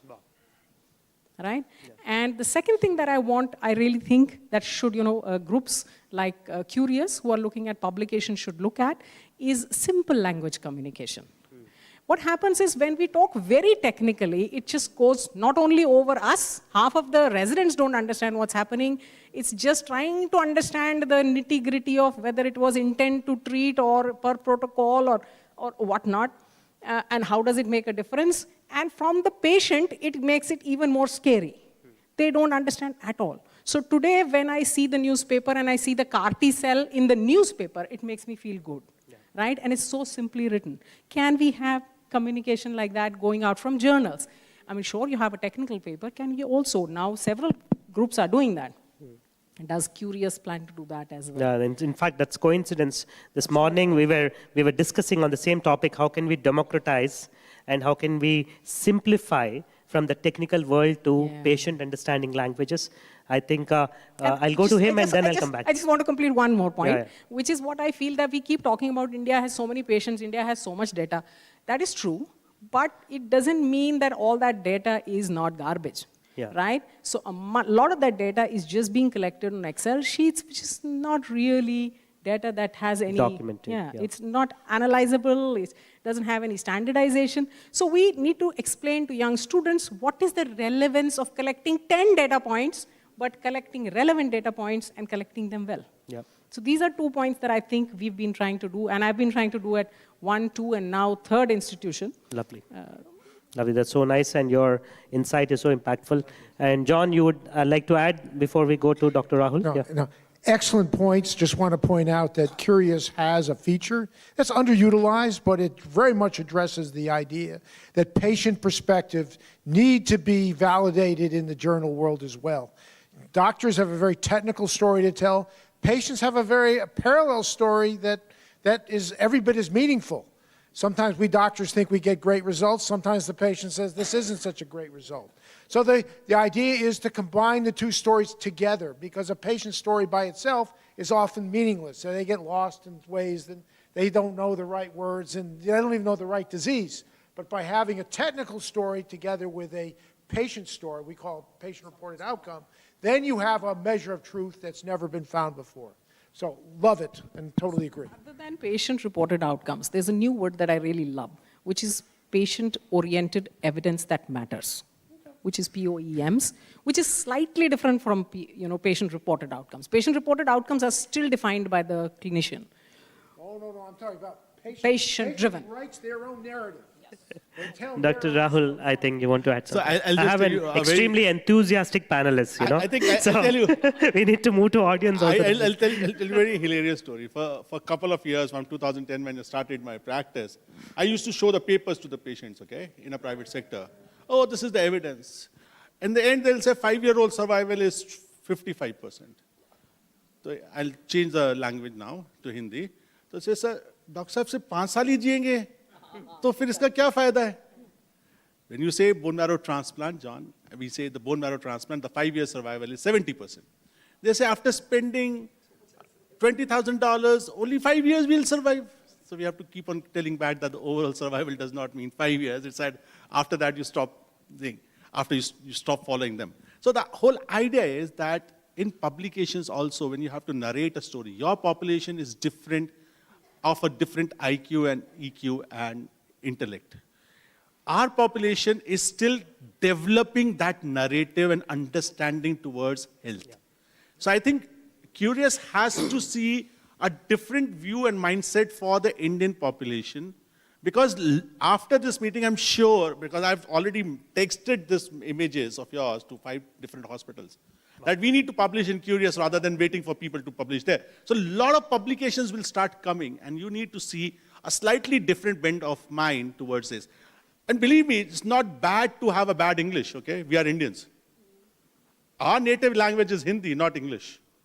So even if you're bad in writing, there are tools and probably multiple AI methodologies where you can still make your English flowery, okay? So need not worry and do not get bogged down with a bad English. Even if you don't know how to write a good English, that is not an impediment or hindering your success in the world, because what matters by the end of the day is the content and where you are publication. In today's world where the internet is available all across, whether you are on Cureus or you are on Nature or you are on any site, in publications, if your content is relevant for the masses, they will come watching out for you. And that's how the citation will increase. So need not get worried about that. Thank you so much, and really appreciate. And yeah, I think generally questions are taken in the end, but we'll break that rule. Dr. Rajiv, I think you raise your hand, and Dr. Sandeep, and then we'll again come back to the panel. Yeah, anybody can go. We also need one mic here for Dr. Sandeep, Yes, Dr. Rajiv, you can ask question, and then we'll come back. First of all, I will like to compliment Dr. Rahul, sir, and Pooja ma'am to raise a very important thing. India has very different genetics than rest of the world. We have 5 epidemiologically characterized centers of origin. And when he used the word patient narrative, we try to use the word, what's your story? So when these young students, when they go to the community as a part of the family adoption program, or the postgraduate students, or as they mature through the undergraduate course curriculum, they go to the patients. Every patient has a different story. And what is unique about India is every 50 kilometers, there is subtle change. Like Dr. Rahul rightly pointed out, a person in Delhi and person in Patna, although having a North Indian lineage, because of the environment, a combination of environment, geological relief structures, socio-cultural norms, and lifestyle choices, may have different susceptibility patterns or mutation patterns to the disease. This in itself, if it comes to Cureus portal, will be a huge victory. Very nice. This in itself, so the first thing is focusing on the patient narrative, even before the person becomes a patient, at the community narrative, joining forces to create evidences from the community, because COVID has taught us, if we don't pay attention to the community, we will again get the tightest slaps on our faces.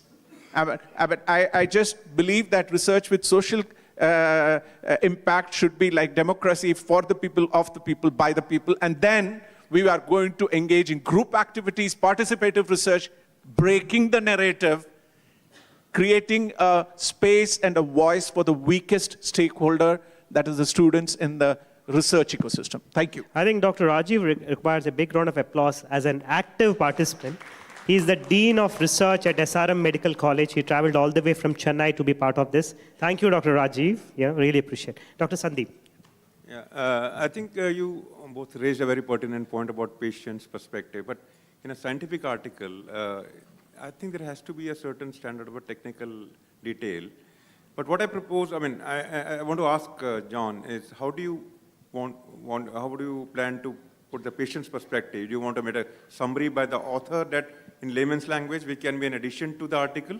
That could be a one way, or the editor putting a, a generalized synopsis of the article. Are you planning to do that? But how do you put that patient's perspective, or, the article for patients, understanding?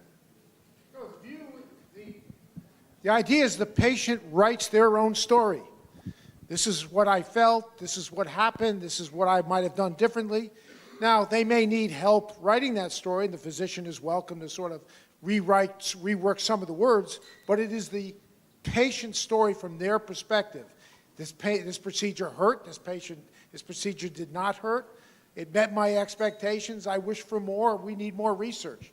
So I want the patient to tell their immediate story, and without any of the technical jargon. But if someone's interested in the technical jargon, there's a companion technical paper matched together.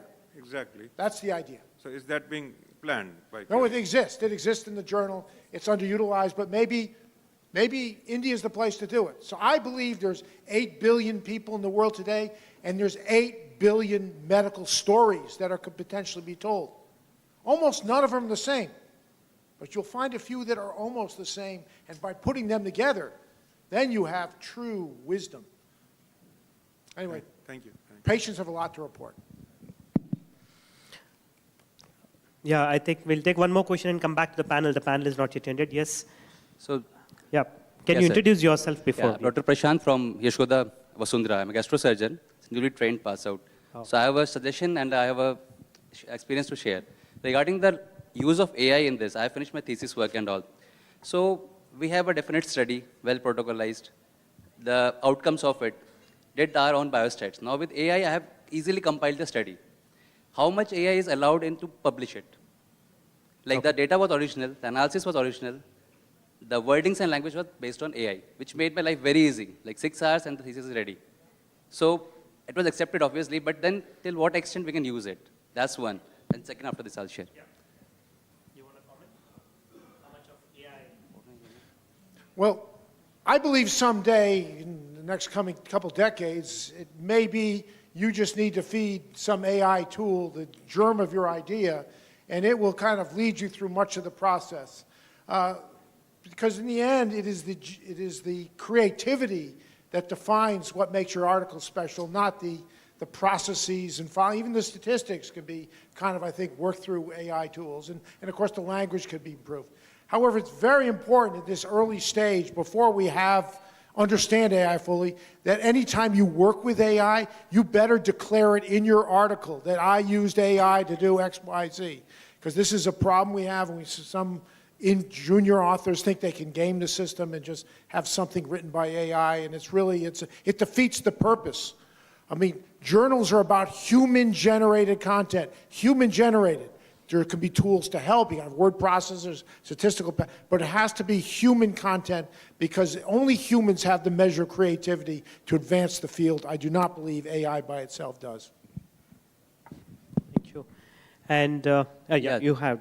This is the last question, and we'll come back to the panel after this. So the other point is I have worked with AIG Hyderabad. So they had this tour of their organization, how they work. After publishing n number of research, they are getting funds which are like not utilized. More than 5 CR, they have it. And how they showcase is that initially we had nothing. Now we have 5 CR plus to invest upon that. They have a team which maintains the data. It's not doctors because they are busy. They have a biostatistician which compiles it and eventually publish it.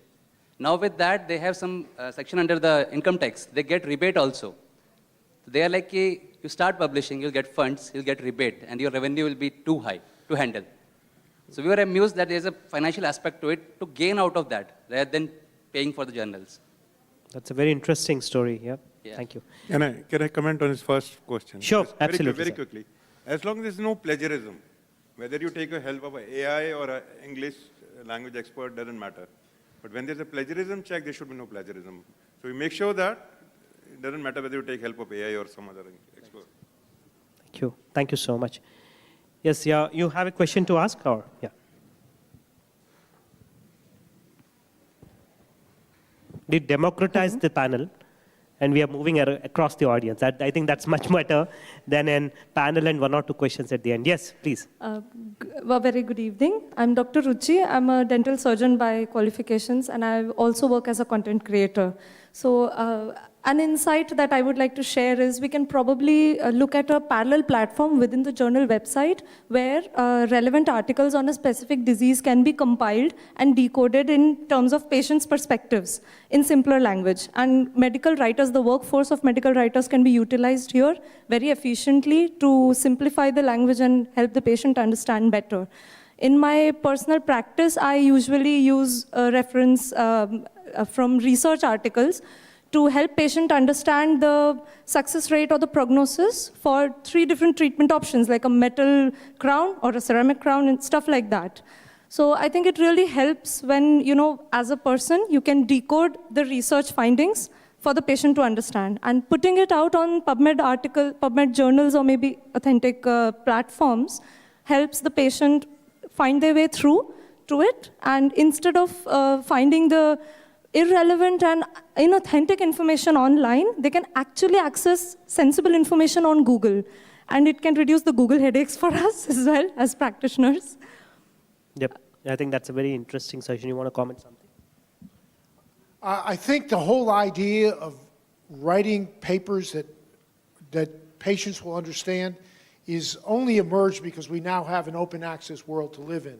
In the old days of copyright, the only people who had access were physicians in the first place. So the audience, why would a physician write for patients? But in this new world, I think you point out rightfully that it's going to require physicians to reimagine how to write again. If you go back and read articles 100 years ago, the most famous renowned academics, they wrote very intelligible articles. And now everything is in acronyms and everything is statistics, and they are almost indecipherable. But I agree with you. We now have the substrate and the opportunity in this new world of open access to make things understandable to patients, and everyone will win when we do that. Good. I think now we'll come back to the panel, and then we'll again come back to you in between. Tomorrow is the International Women's Day. A big round of applause for all the women researchers, doctors who are here.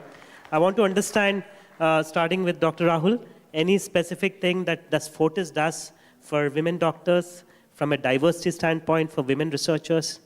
Or in case, if you're not doing, do you plan to do something or you wish to do something? First of all, the answer to this question is very simple, that we are all equal. When we have all reached to that level, at Fortis, we are all equal. Male and female doesn't matter. And why we should have a gender bias when everybody has worked hard through the exams without any biases about their propagating their knowledge to the world, why we should be seeing this as a gender inequality and thinking specifically that we should be doing something specific for women researchers? Is that very different from the male researchers, or is that very different from the social pressures which all we have to go through? My answer to that is, in Fortis, there's no gender bias. All are given an equal space to work. There is no biases within the management between men and women. They all get equal opportunities to grow, flourish, propagate, and innovate at the equal level. So tomorrow being an International Women's Day, it's a good day to celebrate. But unfortunately, till this date, that again comes from the West. Our problem is 65% people in this country has got anemia, and we still don't have a National Anemia Awareness Day. Can you beat that? We have a Divorce Day, we have a Valentine's Day, we have an International Women's Day. But the problem which continues to plague our women, which is empowerment, is true empowerment comes from their mind, body, and physical empowerment by making their hemoglobin 12.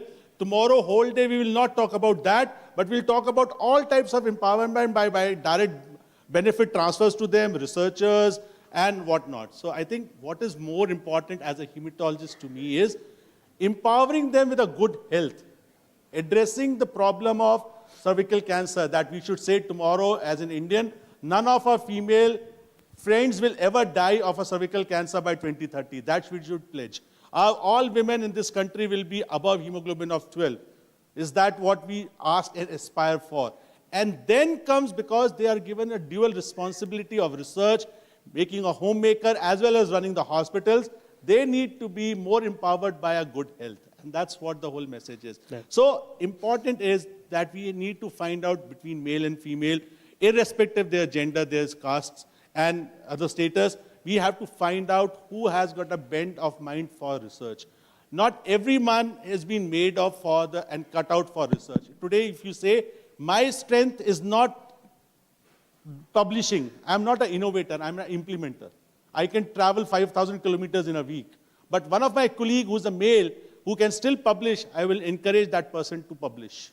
So I think publication is an inherent bent of mind with the incentivization, with a problem-solving attitude for the country, and when you start having bigger roles, then probably whether you use AI or you use whichever tool, you will start solving the problem. That's how I see the world, in fair and fairness for each and every gender, irrespective of where we live in. Thank you. I think we have a fantastic panelist with us.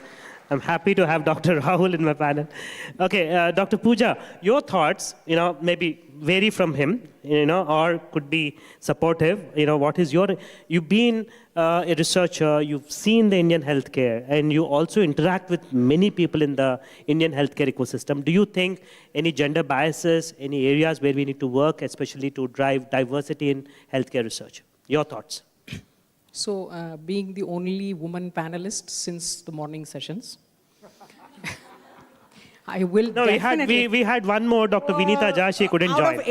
Out of 8, 2 is not equal still.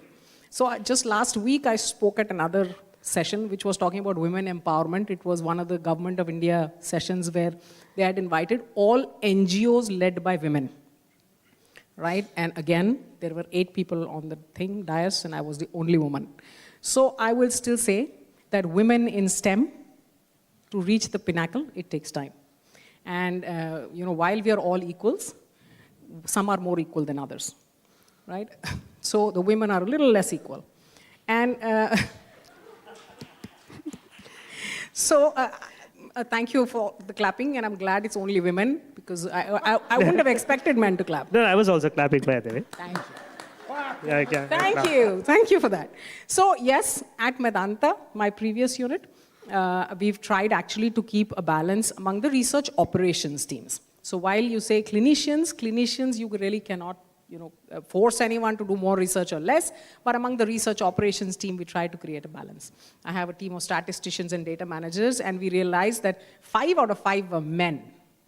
And we said, okay, we probably need to get up. Are we not getting resumes of women biostatisticians? And we actually actively looked for women biostatisticians, and now we have an equal proportion. So in operations, we try to create a balance, but research per se, as clinicians go, I don't think you can really create that difference. Women in STEM, so my new group that I'm working with, I work with patient advocates, and there is access to health, management, I'm sure you know, anyone, any level you see, there is more boys than girls. So even a cancer, which has no difference by gender, access to care is more of boys than girls. Earlier reporting by boys than girls. It's not because they actually had symptoms, because it's just there, right? So we need to create that empathy and probably a little thinking while we are creating systems, and let's make a more equal world. Yep, thank you. That's what I said. This panel is very interesting. Everybody has a very good sense of view and representation that comes from their experience. Really appreciate that. John, what's your viewpoint? You traveled across the world. Do you have any thoughts on, especially the women researchers in the healthcare ecosystem? From the standpoint of Cureus, also, if you can focus on. Well, when it comes to India, most of us don't understand the sex, the gender of most of the authors, so I'm really unaware of whether I'm publishing more men or women, to be honest. But it should be noticed that in American medical schools, women dominate today, and they've dominated now for more than a decade. And so, and it's undeniable that 50% of all the great ideas in the world must be in women's heads. And so we want to provide that vehicle for them reporting. And I think whether you're a clinician or a full-time researcher, everyone is capable of making seminal observations, many of which are just serendipity. You were just at the right place at the right time. And those observations can go on to be tomorrow's Nobel Prize winner. And this has been shown time after time after time. It isn't just the big academic researchers in ivory towers of all the time. It's oftentimes, it's the clinician who's so busy seeing patients, but they're so busy seeing patients, making observations that no one else is. There can many, many examples of that in history. So I want to celebrate all you who see patients, because that's also how I did my own life. So, but anyway, God bless women. And just on a lighter side of life, 80% of hematologists in erstwhile CIS are females. 60% of hematologists in Iraq are females. Okay. So let me give you another example, and I like to listen to some TED speakers, and one of my favorites is a lady who talks about women and body language, right? So it's a very, very interesting thing, because when they say that you come and take a seat on the table, I have a girl and a boy at home, and the difference between the two is, despite me being a feminist, is there. So if you ask my daughter, how did your exams go? Okay. And she's the one who got the 99, 98, etc., etc. My boy, outstanding. I knew everything. How much did he get? Let's talk about that later. So it's just the attitude, right? Men have an attitude of confidence. Women somehow have an attitude of a little shrinking lily. I don't know why that is, but it's there. Maybe it's societal, maybe it's teams, maybe it's people. But I think as women leaders and people who are sitting here today, please go back and be a little more observant of your teams. And not women leaders, I'm saying men leaders as well. Just observe in your team, in a team meeting, or if you have one of your, kya kehte ho, cancer wala groups, the discussions, the tumor boards, who is speaking the most, right? Just observe and note, and you will realize, but bolte nahi hai. I think that's an interesting thing. In fact, the reverse is in my family. I think a lot of things goes to family upbringing. Me and my sister was always appreciated more. And in the beginning, I used to think as a kid, why is this happening? But today, when I look back, you know, the beauty of parenting is such in a dominated ecosystems where they're neglected. Today, I think me and my sister share the biggest bond ever. And the same thing carries, you know, last week I had a conference and my wife had a conference. She's a director at Nestle. She's the head of e-commerce division at Nestle, and she has to travel to Bombay. And I had to travel somewhere else. And she said, I will cancel probably if you have to, because we have a pet to take care at home. I said, you should travel. So I think empowering women at every stage is very important. And that really, you know, it's a circle. It comes back to you, right? So it's a beautiful thing. And everybody has experiences, of course, so much to learn. And now let's move to the last section of this panel on the emerging trends on the open access. I think a lot of them, you know, have their views on open access fee being very high, and also affordability of the global south. How is this trend changing from subscription to open access? So we'll start with you, Dr. Rahul, and understand your viewpoint. Not just Cureus alone, but overall you guys publish in many journals, and now the trend is moving towards open access because of citations, because of mentions, or because of visibility, and many things. How do you see this change? What are your opinions? And you know, India currently doesn't have an open access policy framework.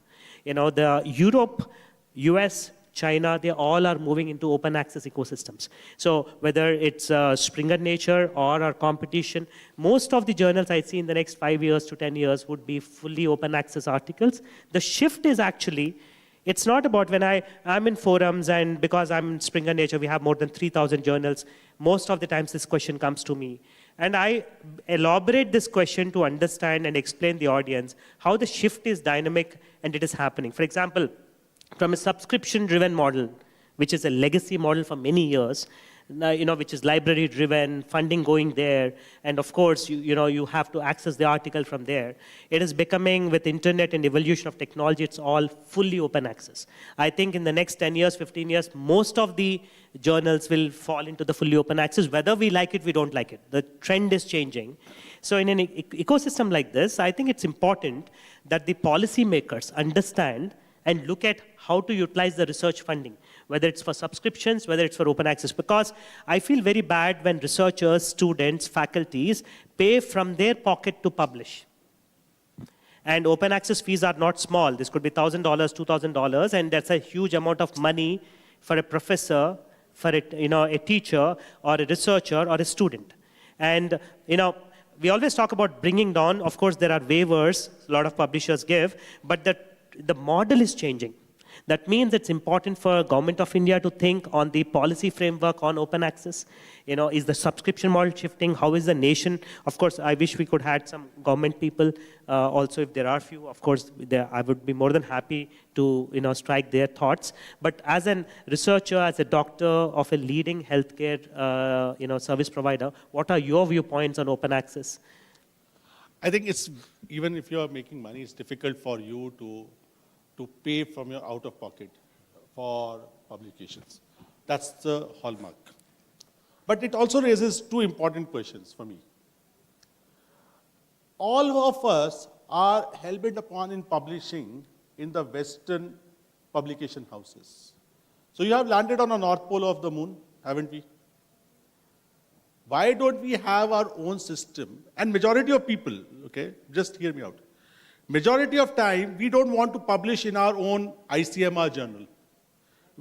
We do not want to publish in our own society journals because they are of low impact values. When you are talking about paying to an open access and you are talking about subscription-based model, I'm saying as an industry of 1.4 billion people, and as John said, 8 billion people are waiting to give their own stories, it's time for an Indian system to have their own publication system governed by, funded by the government, where you can start publications at the initial levels. So that the West, we don't have to rely on the West, either from a subscription-based models or on the open access models, so that your journals, when on PubMed, will get a citation if they are worthy of value. Till that time, I think it's very, very important that these systems like Cureus needs to adopt it in the country at a large scale. And I think Springer should actually go on to the medical schools in the town by town, because there are a lot of medical schools which are going to get open and a lot of more people are going to become graduates, okay? So it is also not your responsibility, but you can ride on the wave of this democratization of the healthcare which is happening in the country in next 5 years. You can actually ride on the wave, and the first moving advantage, taking care of every medical college to educate about publication and why they should be publishing at this stage in next 5 years, rather than paying hefty amount. I keep on telling again, the narration is simple. If your content is good, it doesn't matter, it gets published in Cell or in Nature. If your content is path-breaking, they will come and cite you from Cureus. They will cite you from ICMR journal. They will start you from an impact factor journal of 0.8. Believe me, that's the way the science needs to grow in this country. Believe in yourself, believe in your own content, increase your content. How come China became #2 in publications? We have to ask this question. 15, 20 years back, China asked themselves, where are we? They didn't know how to write English. We are still better off. We still write English. We speak English. They Chinese do not speak English. They do not write English, and still they are #2 in the world. Number one, by the way. Number one. Number one. So just a data point, China's research output in terms of number of articles as a country is at around 15 to 16 lakh articles every year.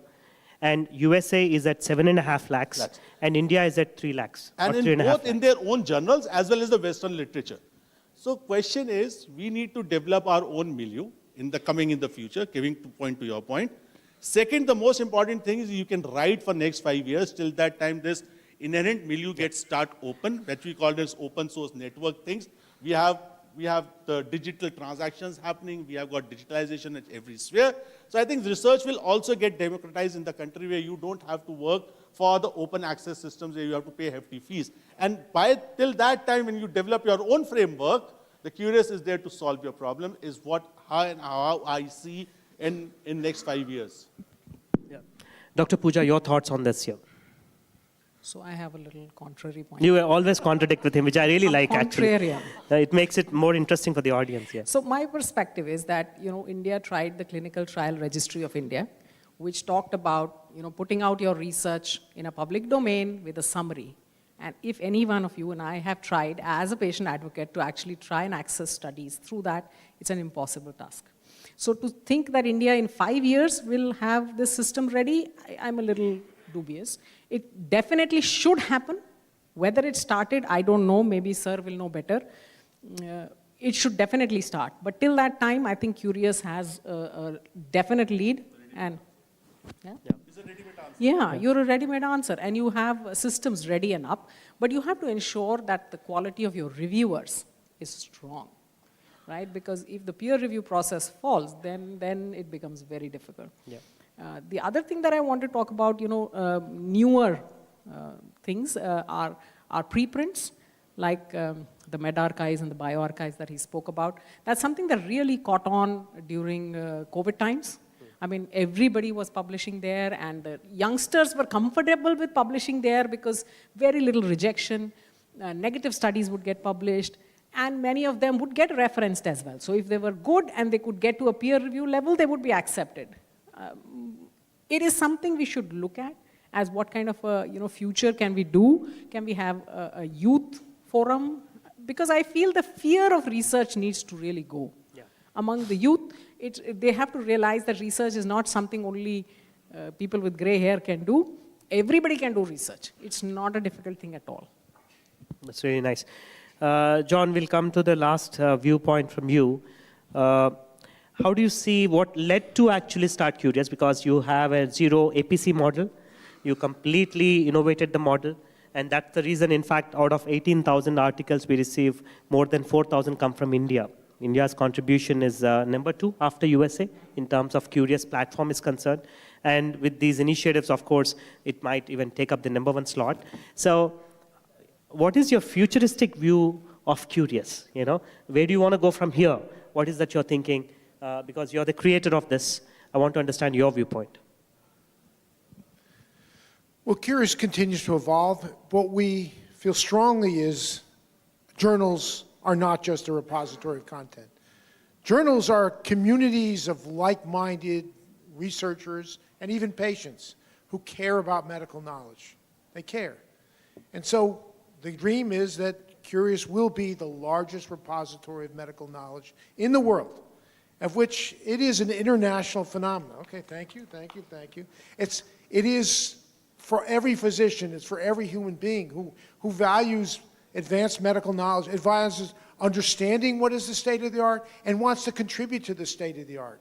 It is a collective effort. It isn't about one people, it isn't about a few institutions, it's about all of us. And Cureus would like to be the center of this democratic movement towards medical knowledge. And I think it's inescapable that the most populated country in the world, a country that is a juggernaut increasingly in healthcare, a country that sees itself as leading the future of healthcare, should be a big part of our Cureus dream. And so I'm excited to be here today, and thank you for being part of my dream and helpful. Thank you so much. It was a lovely panel and a great audience and good discussions. I think in interest of time, I want to wind up here and thank everyone for being great participants as audience, as panelists. Especially, you both were very, very active in terms of contradicting, which is very interesting because debates only lead to solutions, not always agreements, right? So it's such a nice thing, and thank you to everyone.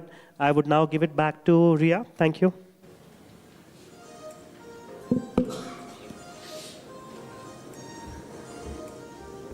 Thank you, everyone. Let's have a huge round of applause for this amazing discussion that we had. So we covered very interesting points here. We talked about how impact factor is not the key determining factor, and actually it's the quality of research that matters. And what are open science challenges and the models that we face. As we approach the conclusion of this panel, I would request Professor John Adler to felicitate our panelists.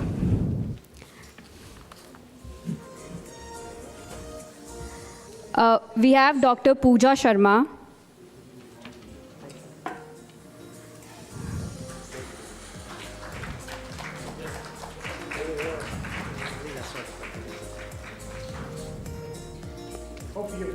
They should. We have the right. Dr. Rahul Bhargav.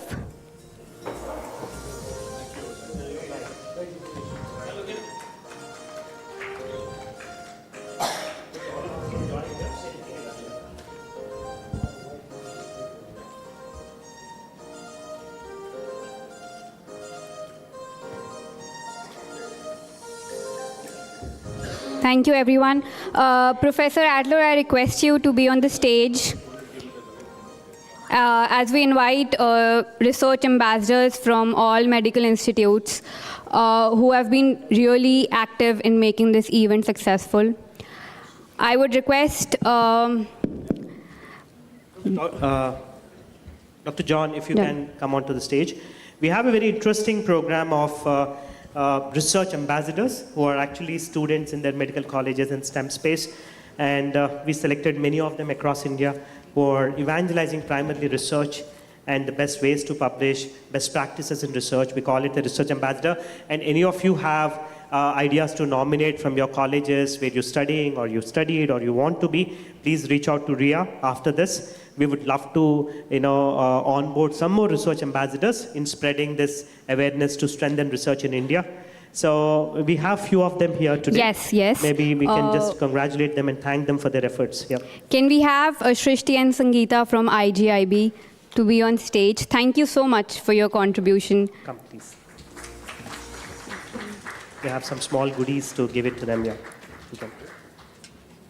So they have played a major role in contributing in putting up this event, inviting a lot of researchers, making the event go live across many parts of India.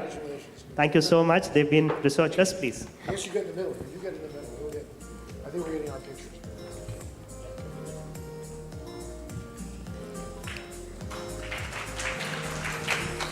We also have a special felicitation for Dr. Sakshi Khullar Bhardwaj, who is the academic coordinator in Manipal, for adding her contribution for making this event a big success. Oh, unfortunately, she's left the event, but we should thank her and congratulate her with the memento. Thank you so much. And we also have Dr. Rajiv. Dr. Rajiv, thank you so much for being here. And I'm also happy to announce that probably Rajiv will make this announcement. We have some special announcement, which so SRM Medical College, one of the prominent universities in India, they have decided to onboard Cureus. And of course, you can share. Man of the hour. Thank you so much.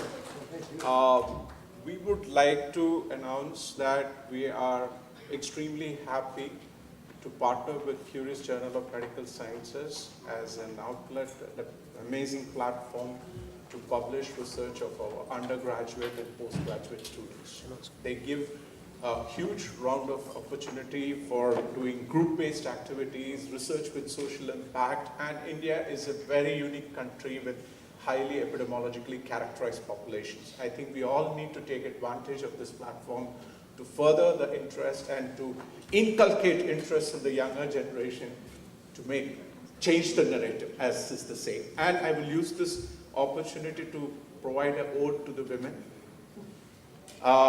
You educate a man, you educate a generation. In the words of Brigham Young, if you educate a woman, you educate 3 generations. Thank you so much. And a huge round of applause to the women who have contributed so much to the science. Thank you so much. We would like to felicitate Dr. Rajiv for his active participation. Thank you so much. Thank you, everyone. Please join us for some snacks and high tea. And of course, you have all the panelists. You can spend some time interacting with them. And really appreciate, thank you, everyone. You have any last final announcements, or we are done with yeah, this? we're almost done. Yeah, thank you. Thank you, Ria. Thank you, Akanksha, and all the team. And Pooja, and of course Vedanshi. Can you all come up once, because there's a team of people who are able to put this event, follow up with you, send mails, and make sure everything happens here. Can we have Vedanshi, Ria, then the student ambassador, research ambassadors, Akanksha, as well as Pooja Tyagi on stage? Yeah, please come on to stage. A big round of applause for all of them. You can come here. You can join us here. Yes. Thank you. Thank you so much. Please come on to the stage. Thank you so much, and a big round of applause for them. They have put in so much energy to make this event happen. Thank you so much for all your collaboration, support, and everything. Thank you. Thank you all. Thank you. John, can you join us for a picture on stage? Yes. With the organizers and people who put a lot of effort in making things happen. Yes.